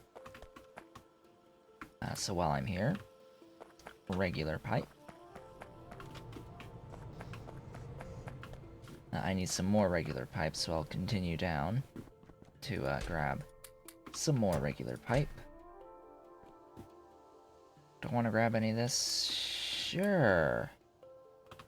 Better yet, I'll shift C to store more of the stuff that I'm carrying around. I totally have some gasifiers in here, don't I?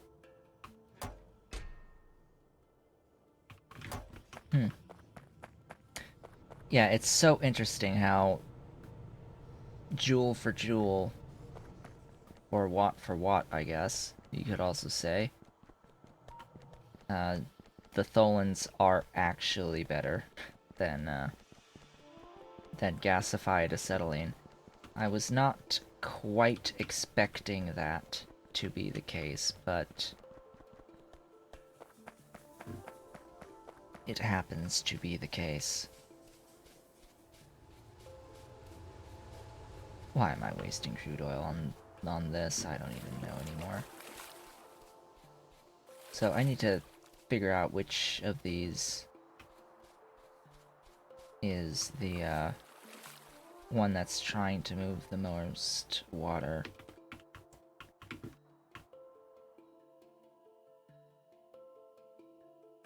Unless I am just a dummy and didn't connect something somewhere. No, it's all connected, it's just...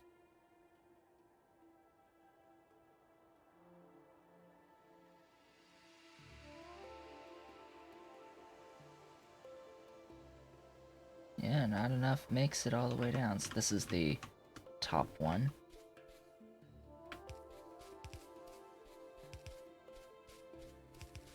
Oh, that is super convenient. That is not convenient in the slightest.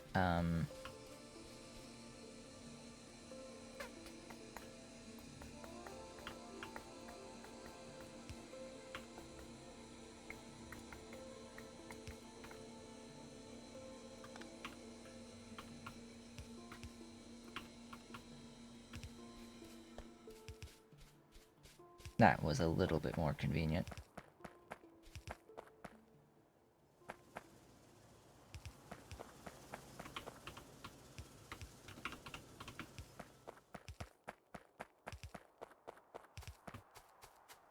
It's good that it's a multiple.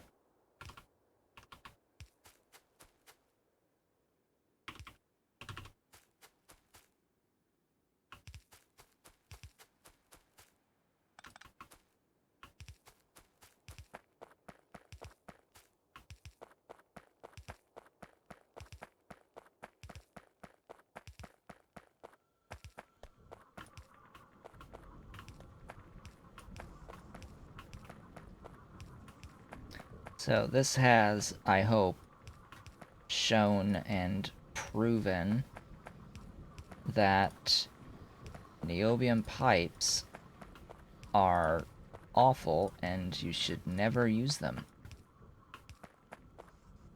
in any situation where you need even remotely close to a high throughput.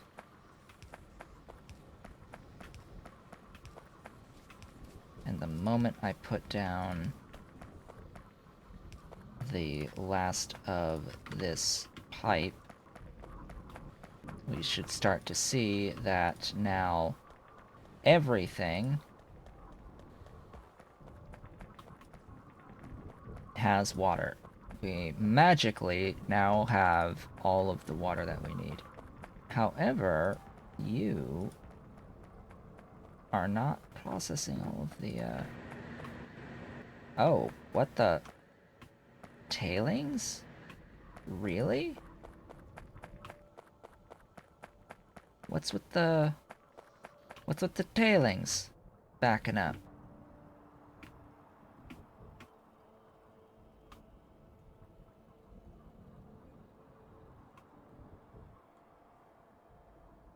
Though, you what, mate? You what?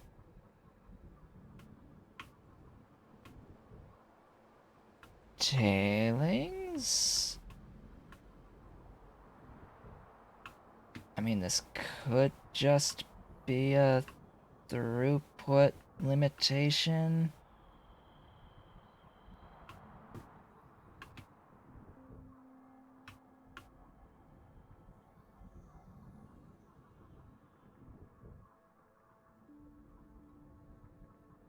This is a throughput limitation.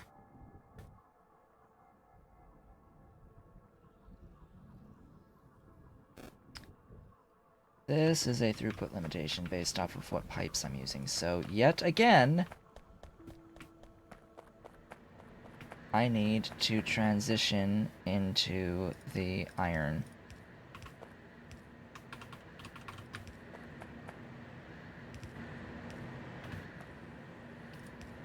Which is incredibly sad. I'm absolutely certain that this is not intentional.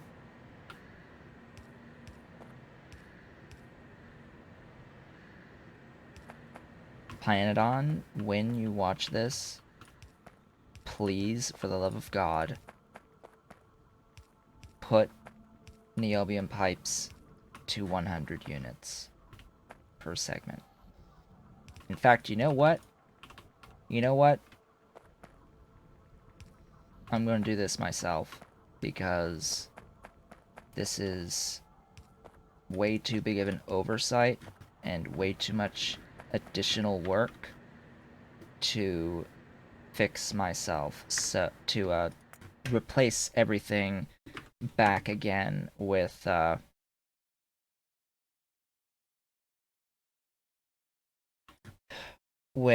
the iron pipes. So, because I believe that this is simply an oversight and will eventually get changed, these are added in pie industry. Okay, I'm going to quit the game fully, and load up,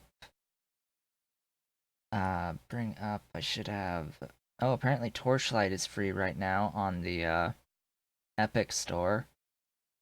For reference, Torchlight now available for free through Epic. I already own it, though, so anyway, where is my shortcut? Okay, let me switch, go to the editor, turn on display capture, so you can see what I have here. So in Pi Industry, loading up this mod, we go to prototypes, we go to pipes, niobiumpipes.lua. I will edit this. It brings up,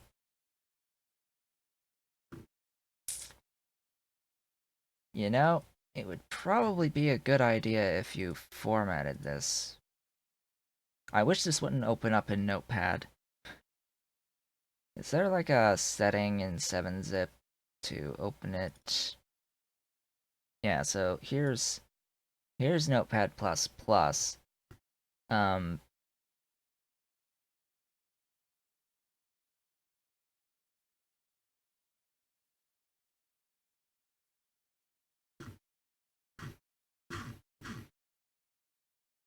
this is all of the, this is the graphics stuff. Niobium pipes.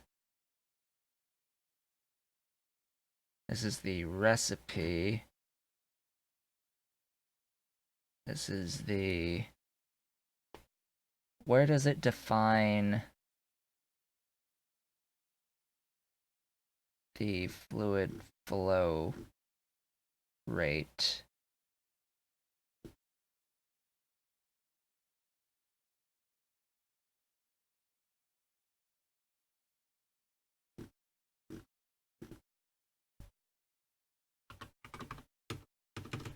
Nothing that says 400.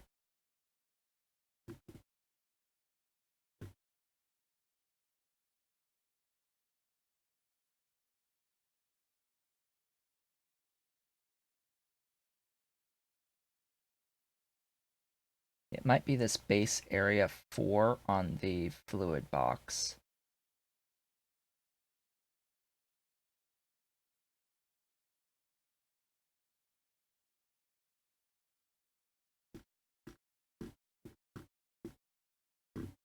I think it might be that base area equals 4. Because that's defined on the pipe to ground, and it's defined on the pipe as base area equals 4. This is the recipe for it. That's where it defines the stack size, its icon, its name. That is the only thing that I see in here where it would define how much fluid is in each pipe. So I'm going to, again, open to edit. I'll go down and I'll find, yeah, base area equals 4, replace that with a 1, and then find base area equals 4, replace that with a 1.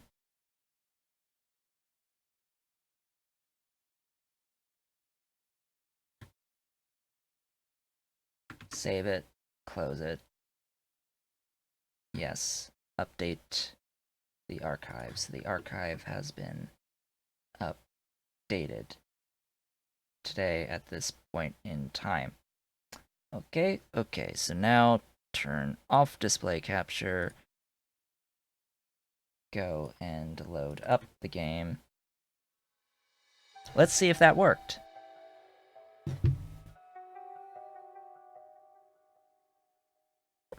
Let's see if that is the value that I am thinking it is, knowing nothing else about Factorio modding,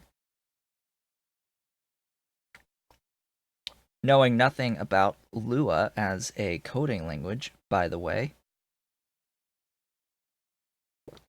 I know some coding basics from things like Python, Ruby, JavaScript, I guess, technically, HTML, all that other stuff. The language they use in Europa Universalis, their engine, what they use, I don't know if that's technically Lua, or if it's their own coding language. I forget what they use in Europa Universalis for, but I have actually made a mod for that. Let's see if that changes what I wanted it to change. So I set fluid box to 1, and it absolutely does exactly what I thought it would do. So now these move at the same rate as the iron. So the question is, are you still choked after this on the tailings? It looks like so, but here's the next. Oh, right, I need to do that. So are you still choked? It doesn't look quite like it. This looks like it's still getting rid of the excess.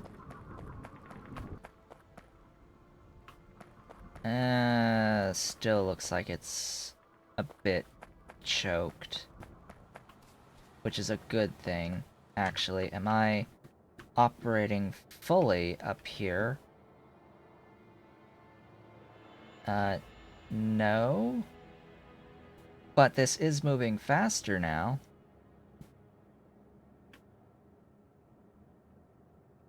So that is a thing. If I remove this overflow valve, replace it with an underflow valve,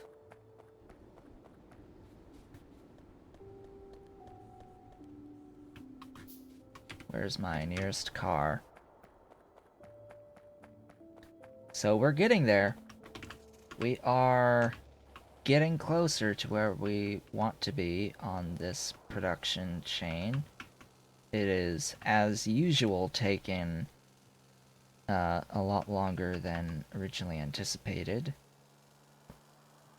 But we're going to be very satisfied with the results ultimately. And yes, I know what I just did was mod a mod and can be considered cheating, but in this particular case, we have to think, why do we mod our games? To play them the way that we want to play them. So, the whole reason to mod is to play how we want to play, and if I think that a mod needs to be changed, because I want to gain more enjoyment for myself out of that mod, I am more than willing to make the change myself for myself. More than willing. Ooh, this is convenient. Stack size of 500, though. I think it should be more than that, but that's my own opinion. I won't deal with stack sizes.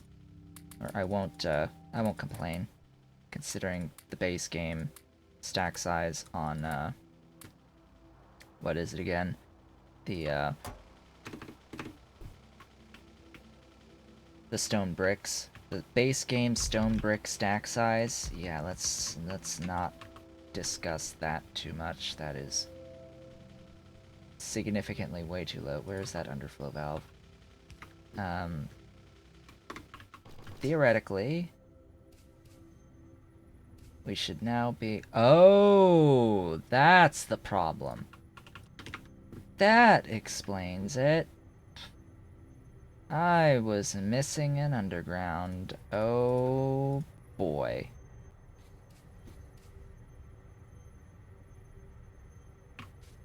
That explains a heck of a lot. Also, I am producing way more than I can handle from this.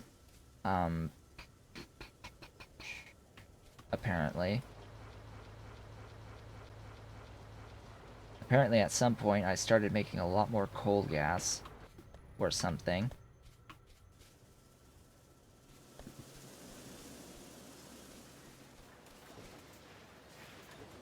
Speaking of which, stack size 300. Interesting.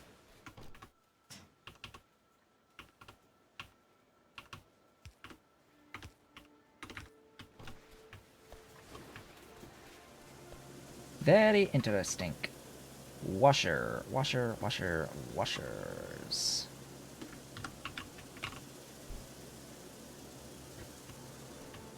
Adding more washers. Technically speaking, if these are operating at peak efficiency, I would need way more washers. Is there a way for me to output in such a way as to... Yes, there is. I need to do...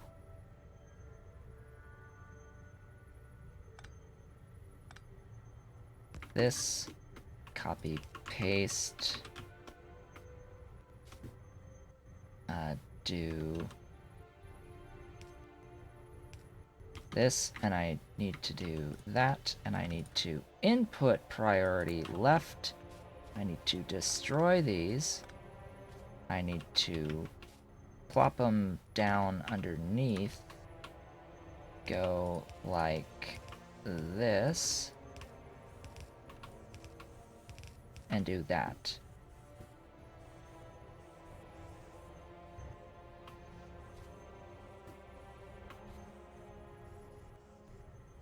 Oh hey, it's actually pulling all the tailings now. Huzzah! It's pulling all of the tailings now. Great. So now I'm going to guaranteed pull in everything that I need. All of my niobium can return to me now that I have forcibly changed the niobium.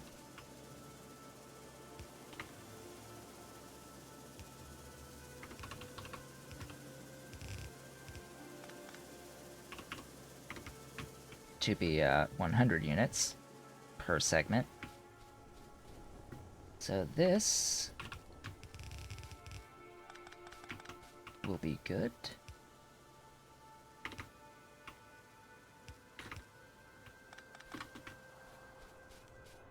So now I can process up to 5 units per second on the raw into clean.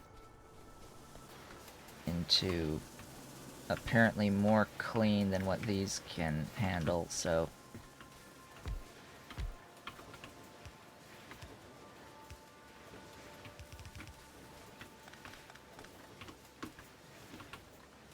always be sure to manage your throughputs.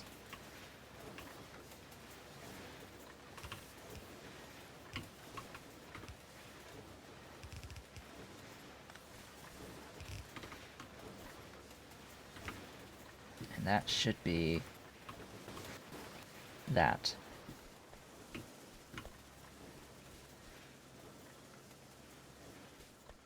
Making beautiful, beautiful neck slit plates.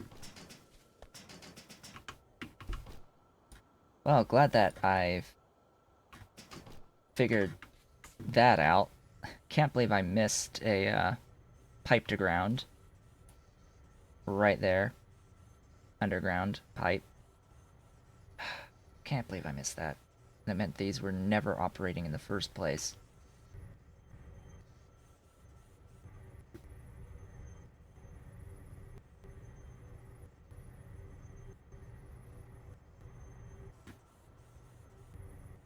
You should, yeah, you should be empty. That's what you should be. So now these, so I don't need all of these, but I do seemingly need more than one to use all of the tailings that I'm throwing at it. And then I can just add as many of these washers as I need to increase how many plates I'm making, because I've got these going now. Restricted only by the amount of coal gas that I have. Also, these glorious things exist. And I'm gonna start working on my railway here of 210% movement speed. La di di di da.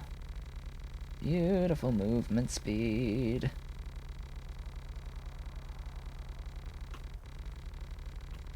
Think I have enough to make it all the way down my entire bus with this? Probably not. I had enough at the very least to make it this far down.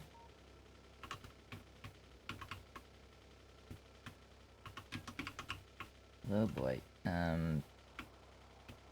How did I align this? Like so.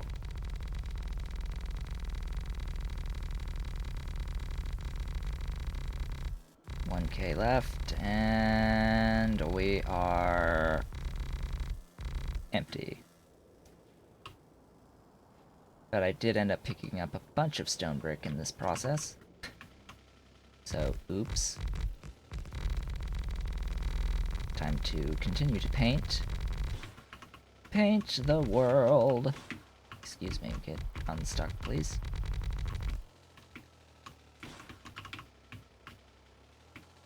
Now, isn't that beautiful and glorious? Let us now, as I continue painting, set up the proper steel. As well as a second line of iron. Because now I should have a total of 2 per second out from these, operating at peak efficiency. Everything should be moving relatively smoothly. Relatively smoothly.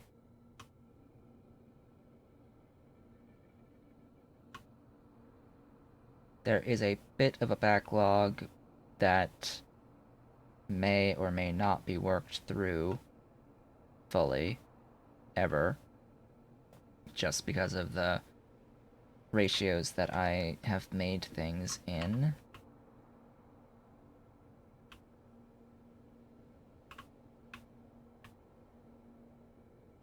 But everything should be okay in the end.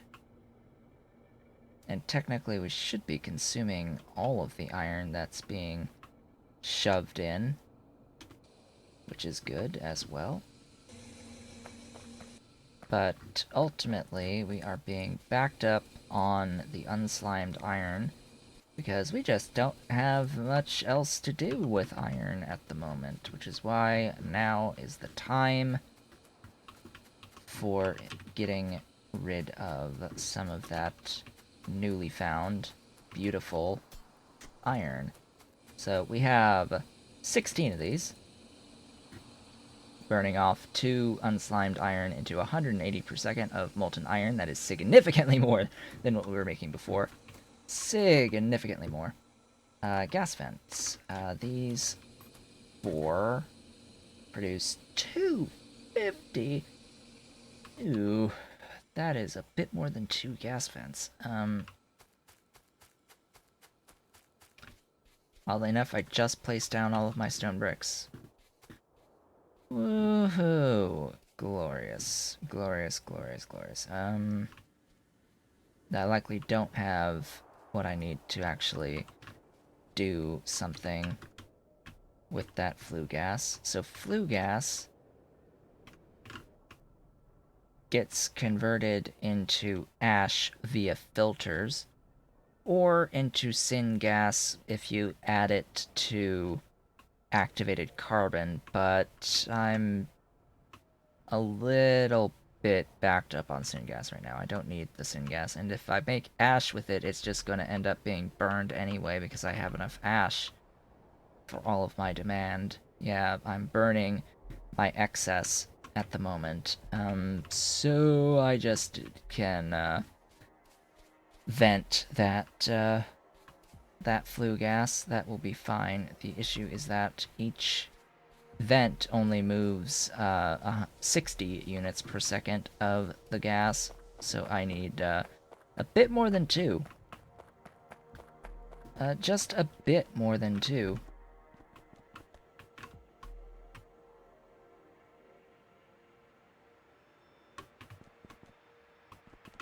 Really, you want more pipe, apparently. Also, I am exactly getting the 15 per second at the moment on the iron, where I wasn't quite before due to some limitations in the system. Now I am pretty much exactly getting the 15 per second I need. Now, this is just a little bit dumb how I'm doing this. There is in no way, shape, or form a need for this many inserters. So, stack size 2, if I bring up my page that tells me the inserter speeds, long-handed inserter speeds going onto a yellow belt at a cap of 2, moves at 2.4 per second, 7 divided by 2.4, well, 7.5 divided by 2.4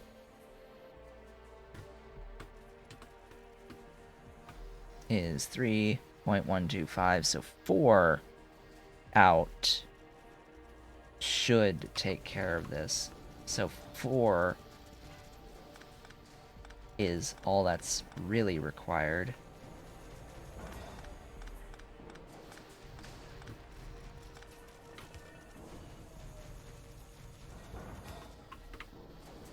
Four is all I really need.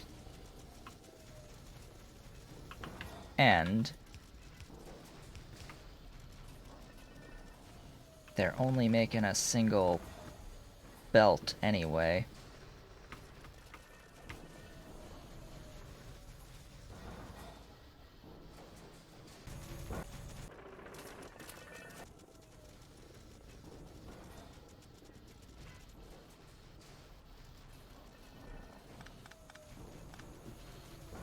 That, as they say, should be that. Yeah, and it's making an even amount, so it should all even out on the output.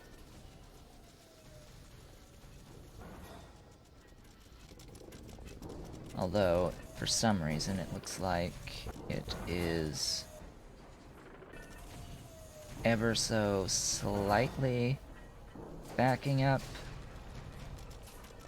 No, you empty out fully, but do you empty out fully? That is the question before the next tick over.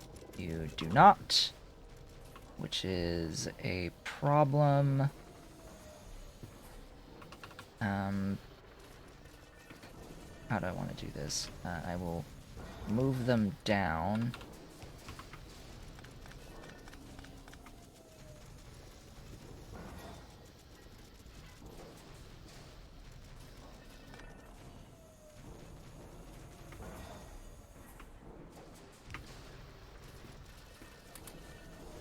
Pull the excess.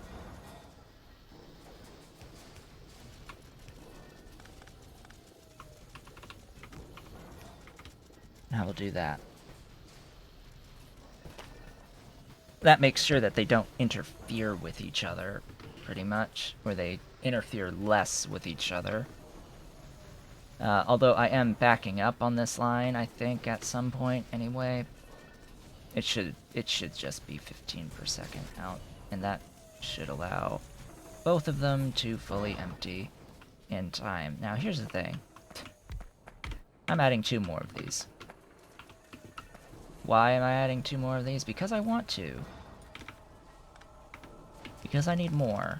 Always, always need more.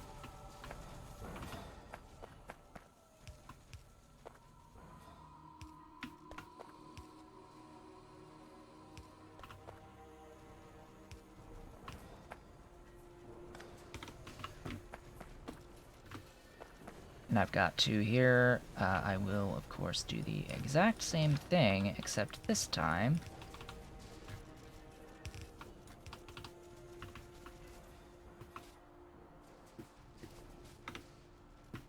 oops, I am doing this apparently very wrong.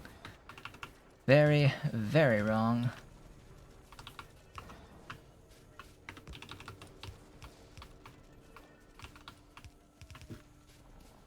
This will go up that way.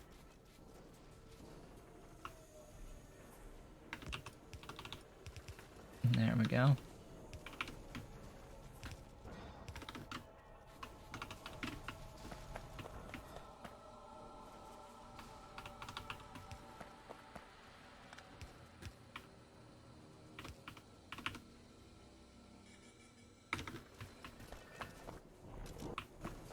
Oh, right.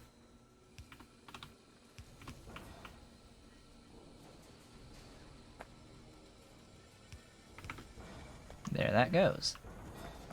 So now I technically have 2 yellow belts of iron out. I just have to run this belt to the second line and, well, run the second line on the entirety of my bus when I get the chance. But we're not done yet. Oh, we're not done yet. We still have... I guess... Where am I going to do this? Pretty sure I need the borax as well. What is this? I know I need this. Oh, you... Ooh. Okay. That'll use excess iron. But I can't even do this recipe because I can't do molten chromium until blue science, so why would I think about that right now? I'm not going to think about that right now. I'm going to think about steel, which apparently only does use the sand castings, so that is highly convenient because I could do this right here. Steel! 2 of them. Uses 25 per second on the molten steel. Produces 6.25 per second of steel. And requires molten steel. Well, where am I going to make my molten steel? All the way down, down here. Way down here. All the way down here. Hello, molten steel.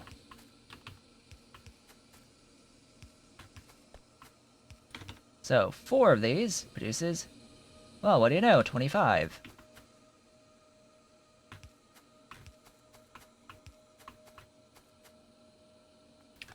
Also, I can't do things that way.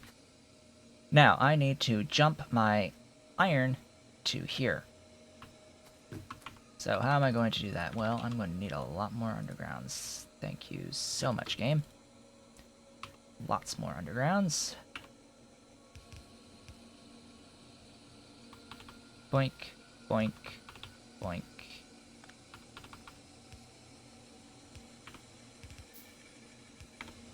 There you go. Now, why did I keep this in line with the other iron? It's because I already have the oxygen and the coke here to feed these. So that is pretty much the primary reason. Now, the next question is, can I do these jumps of 3? I believe the answer is yes. I can do these jumps of 3.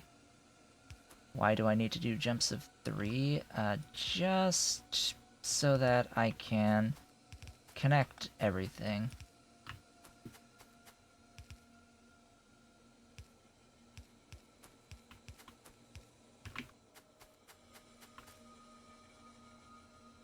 And then it's just a matter of pulling out for... I think 4, actually. No, 5 is all I really need, but I want some symmetry, so 6 it is. That burns off all of the flue gas that gets produced by this, and we are producing the molten steel. Where is my molten steel? My molten steel is here.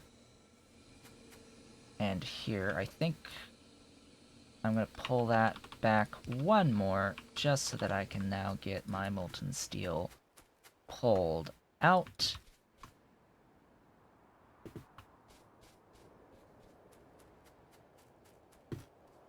And I can go all the way back up here and pull down my pipe, start hooking all of this up.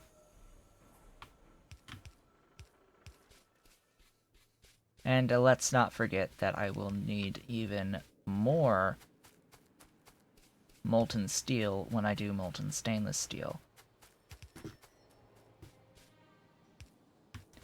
To the tune of an additional 16 of these, if I want to maintain my current rate of steel production.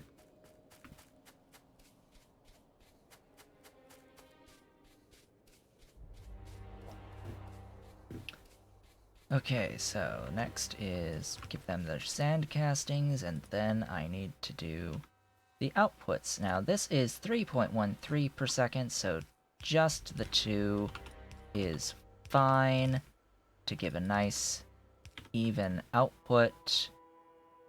That's not going to be exactly even, so I will need to do a belt balance anyway, or a lane balance, I should say. And, actually, I could probably do it that way. Oh, but then I don't get the, cable. Alright, so, there is the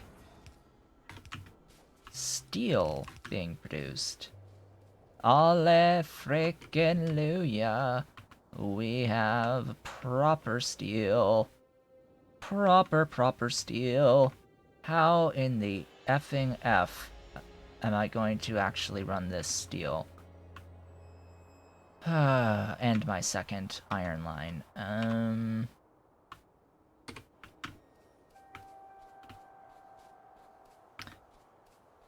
Well, let's start with the second iron line.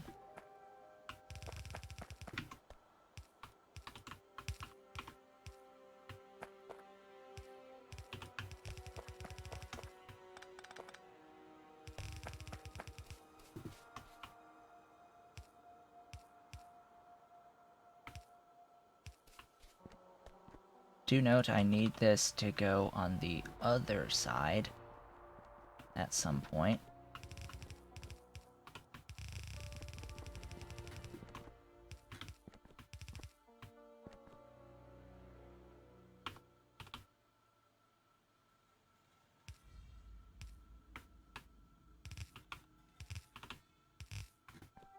That's a bit more convenient.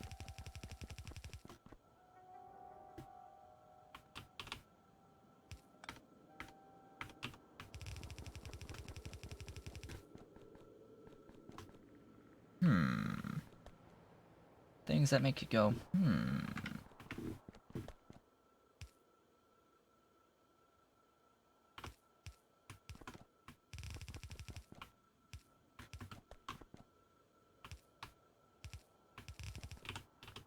Well, I think I found the point where I can do this jump to the proper side. And there we go. Now everything is awesome. I no longer need you to exist at all. Although I technically now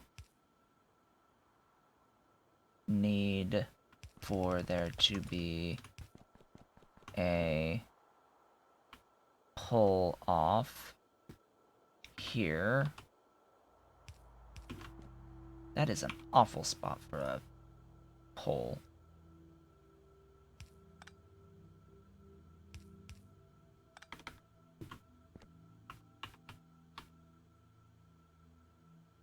That is an awful spot for a pipe.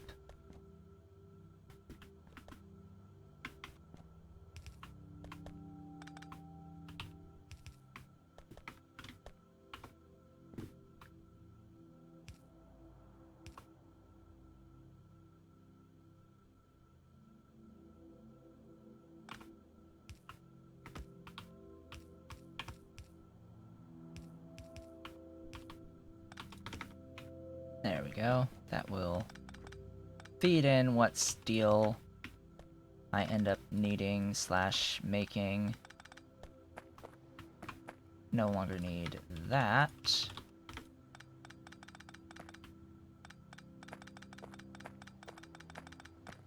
Can reclaim some of these resources. I don't really have an immediate plan for what I want to do with this space.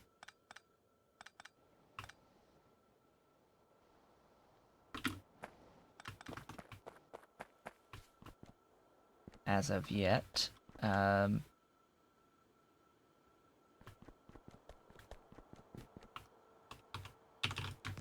want to make sure that I am going to consistently do the balancing. And that was a big pull on the iron plates, by the way, just to do what little steel that produces. Now I can work on bringing that steel line back.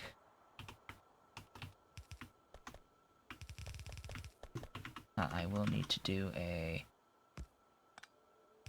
split there, and this is actually convenient, because now I can go down this way.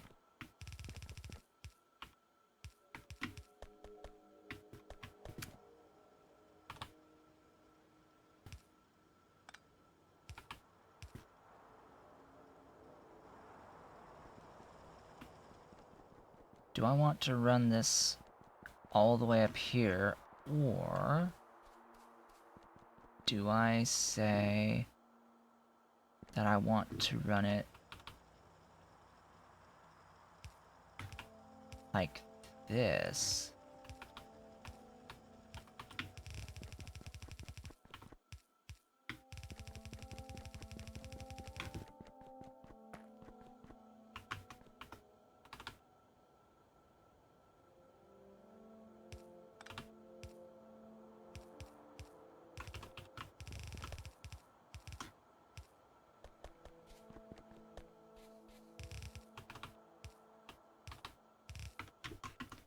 There we go. Welcome to my wonderful party. Significantly more steel and significantly more iron for the same amount of iron ore I have been using the entire time. Wow, it is a significant difference in the efficiency of the output between making molten iron out of processed iron and making molten iron out of unslimed iron, due to the recent addition of that iron pulp to unslimed iron recipe that basically just doubled what was already a more efficient recipe. It basically doubled it. So thank you, Pyanodon, for that recipe. Yes, things have now officially gotten into the state that it should be in. That last one should not be operating fully, as should this one. These two on the ends of the lines should not be operating fully. But everything else technically should be. And here with the 11, the 11th shouldn't. So, things are a little bit wonky, little bit less than what I was anticipating. But that's fine. That's perfectly fine. I think it might have to do with... yeah, these are not operating at 100%, so that means that the ore that I'm bringing in is not technically full yellow belts? Maybe? There might be a slight gap in what I'm bringing in, but either way. We're done with that now, so what are we going to do in the last 22 minutes or so of the stream today? Oh boy, well, I want to continue to run this second line of iron down, so I think I will do that first and foremost. This is quite convenient, just for the record. It is very convenient because now I am able to fill this iron chest, this chest of iron, to have the,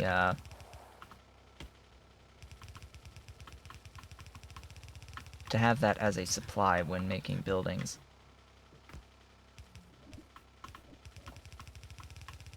Now to just go along and, help out all of my things which need iron.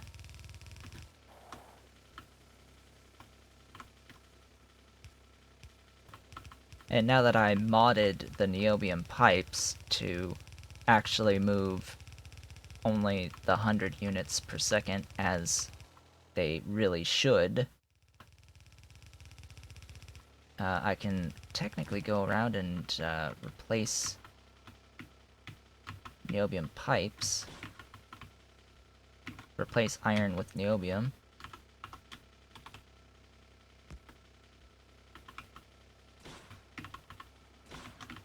Stop moving my car, belts! That's the one thing I really wish they had in this game, is, belt immunity equipment for cars. That's like the #1 thing I wish they had.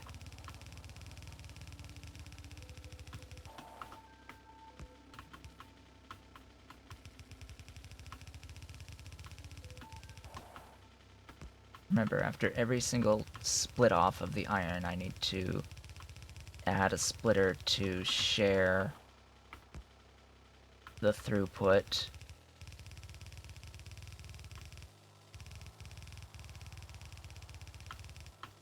But I think we're not using too much additional iron going up. No, there's one.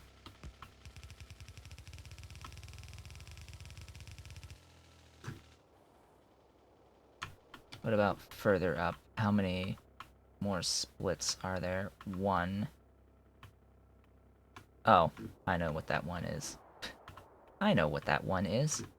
That one is to feed sticks for the zinc processing. The incredibly simple zinc processing.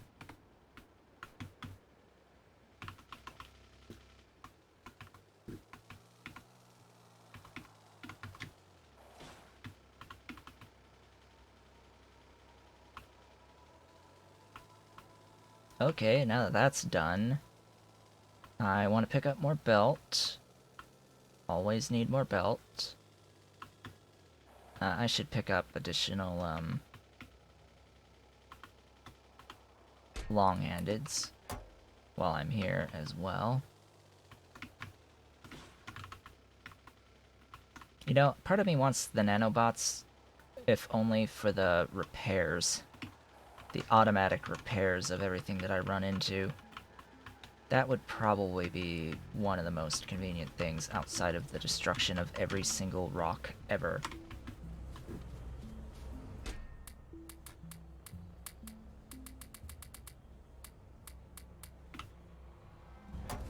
Looks like I need more splitters as well.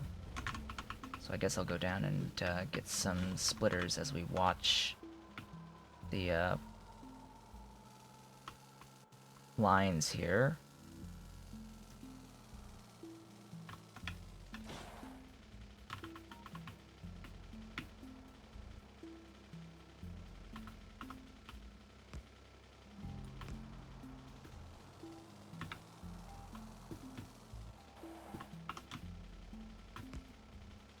Seems I missed a few spots.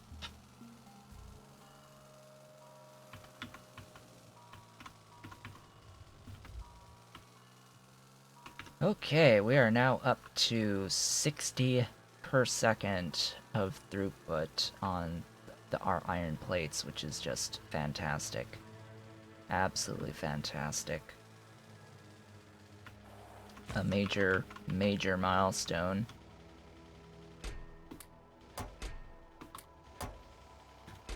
Just because I use lots of undergrounds, I'll take even more. Okay, so I had mentioned previously that I wanted to start producing a lot more energy because the process of making acetylene is actually far and away more efficient with tholins than it is with the consumption of coke in this process. The amount of coke that this consumes is actually destroying more energy than the energy it needs for the tholin production. It is odd that that is the case. I honestly think that that is a bit of an oversight, but because I think that it should never be more efficient to create out of nothingness versus creating out of a non-renewable resource. The acetylene process out of the calcium carbide should be a better process than through tholins, but it is objectively not. And I think it's pretty clearly objectively not. So, I want to go out and reveal the places where I will be setting up fuel oil power. Because remember, joule for joule, the energy expenditure out of that calcium carbide process is worse than expending energy on the tholins. So to the southwest of the current iron patch that we are mining. Oh, by the way, there's a uranium rock right there with is that 4.8 or 48? 4.8 million units of uranium. Down in this direction, we've got a small oil patch. Now, how do I know this? It's because on my own time, I went and I found the various locations of small oil. So we have a 49,080 oil patch here, and close by, I actually have this in my notes. So let me see in my notes. So the south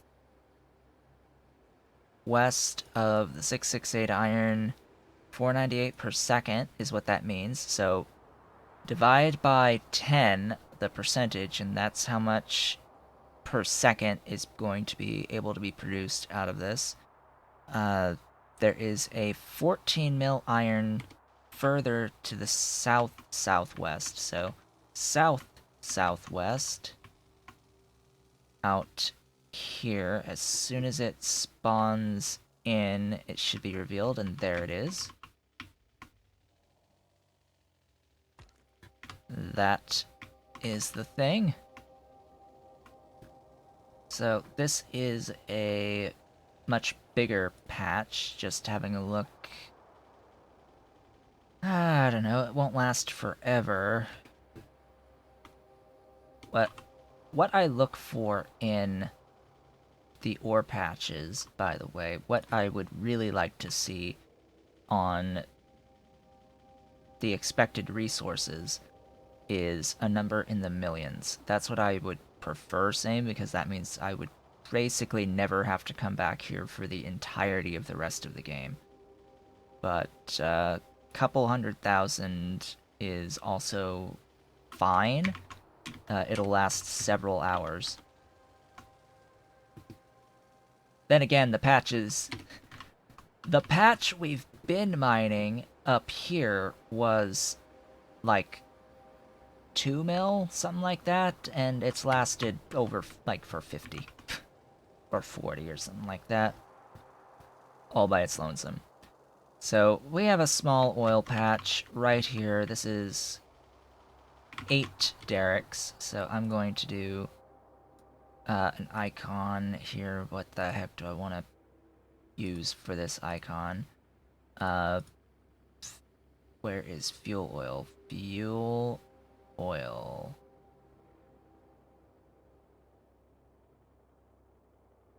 Where is,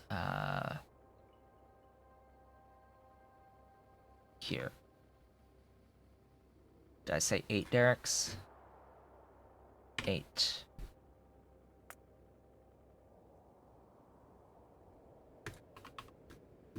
So that'll be one spot. This is enough to provide 2 fully of this setup. So I can double this setup, and I would have enough oil crude to feed the fuel oil. So 24.8 times 4 times 0.8. So that alone is 79.36 megawatts of power. And I'd have a lot spare. And then from there, again, to the northwest is another section that has even more to it. And I went out and I found quite a few of these things, so this will be probably the rest of the video. Also, this map, I have to say, in my explorations, my prospecting, if it exists, it's out there, and it's relatively close by. So, name it, I've got it, it's out there.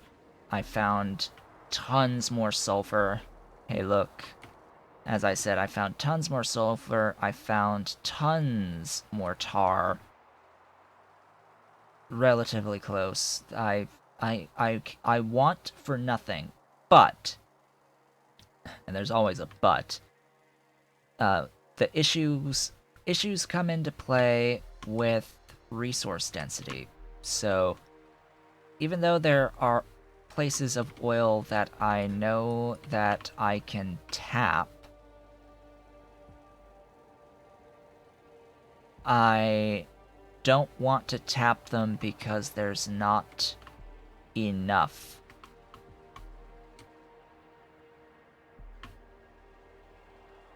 Now, I actually forget just how far away this next oil is exactly. I was pretty sure. Oh yeah, and there's 20 mil salt as well, right there. I don't remember this volcanic zone. If it was in a volcanic zone, or if it was after the volcanic zone. I do remember it being pretty far. There's actually two out here. There is a small oil, and then there is a vanilla oil patch out here. Must be through and after. Oh, and there's an exilate as well. Beautiful Nexlet Reserve. Okay, so here's the small oil patch. So this small oil patch is 5890, so that's 589%, not percent, per second. And then to the direct north from here, I'm pretty sure, very northwest, north of above is a 20 mil iron with a 15 mil coal, which has just been revealed. So this is a 15 mil iron. No, it's a 20 mil iron and a 15 mil coal. So yeah, 20 mil iron and 15 mil coal, which is actually very important on that coal because you need to feed in coke to get power from that. So that is necessary. Very, very necessary. And then further north, a little bit further north, you can see already it has been spawned, is this patch of the crude oil. So another 439 per second. So remember, each time we see these that are over 400, for every 400, that's another 79 megawatts, 79.36 megawatts of power. So this is 1, 2, 3, 4, 5, 6, 7. Icon that 7. Icon, this is 6. Those are the big ones that I wanted to point out. I mean, when I did my prospecting, I basically did a big thing around. Went around, I set my speed really high to go searching. Because the last thing we want to do is spend a lot of time just looking for things. But yeah, there are lots of small oil patches, lots of medium oil patches, but not many of them are actually worth tapping into, especially the mediums, oddly enough. I think I got a little bit screwed on the resource density of the medium oil patches on this map because they really aren't that great. Even the nearby bigs and massives are not particularly great. Although, I should note that the mining speed on the big derricks, the big and giant derricks, are set to 1.5 per second versus 1 per second on the small and the medium. That I did notice. I honestly think that it should be a 1.5 on the medium, a 2 on the big, and a 2.5 on the massive, but that's just me, apparently. So yeah, if I look at this medium patch here... Alright, well, in total, that's fine for a total, but you've seen that this is actually somewhat comparable to my small. And then this tar is like 60 per second. That's not a lot of fluid. And then this patch of mediums is similar. So I guess with these being so close to each other, when I do get to mediums, that would be a really decent spot. Because that's 430...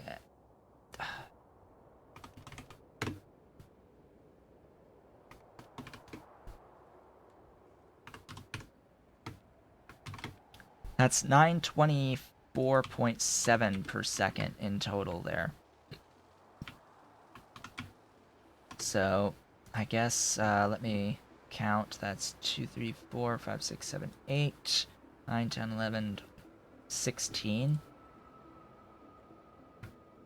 16 medium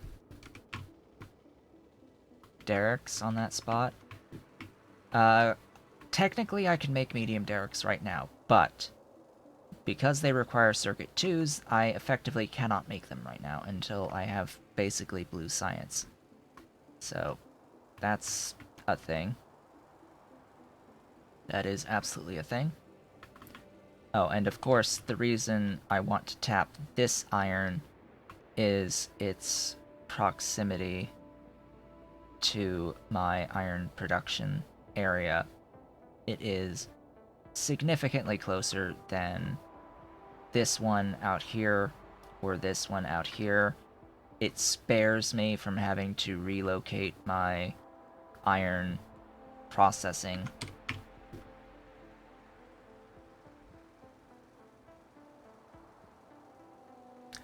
With that, we have reached the end of the stream. What got accomplished today? I suppose I will at least review what has been accomplished today. Iron processing. I began the day... Let's start from the beginning. I began the day with a discussion of how the Tholen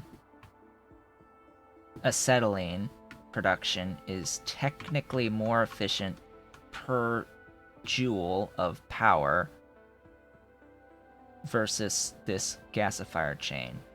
It is actually more efficient. It is better to use the coke for other things than it is to use it for this.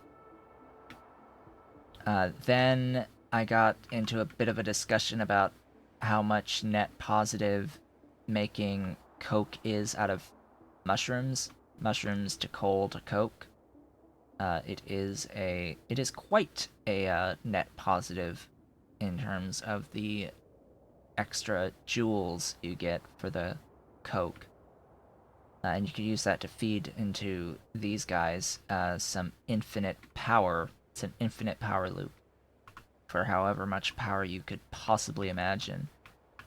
And basically a single one of these setups of the three furnaces with 2 quenching towers, each of these would net plus 25 megawatts when fed by mushroom coal.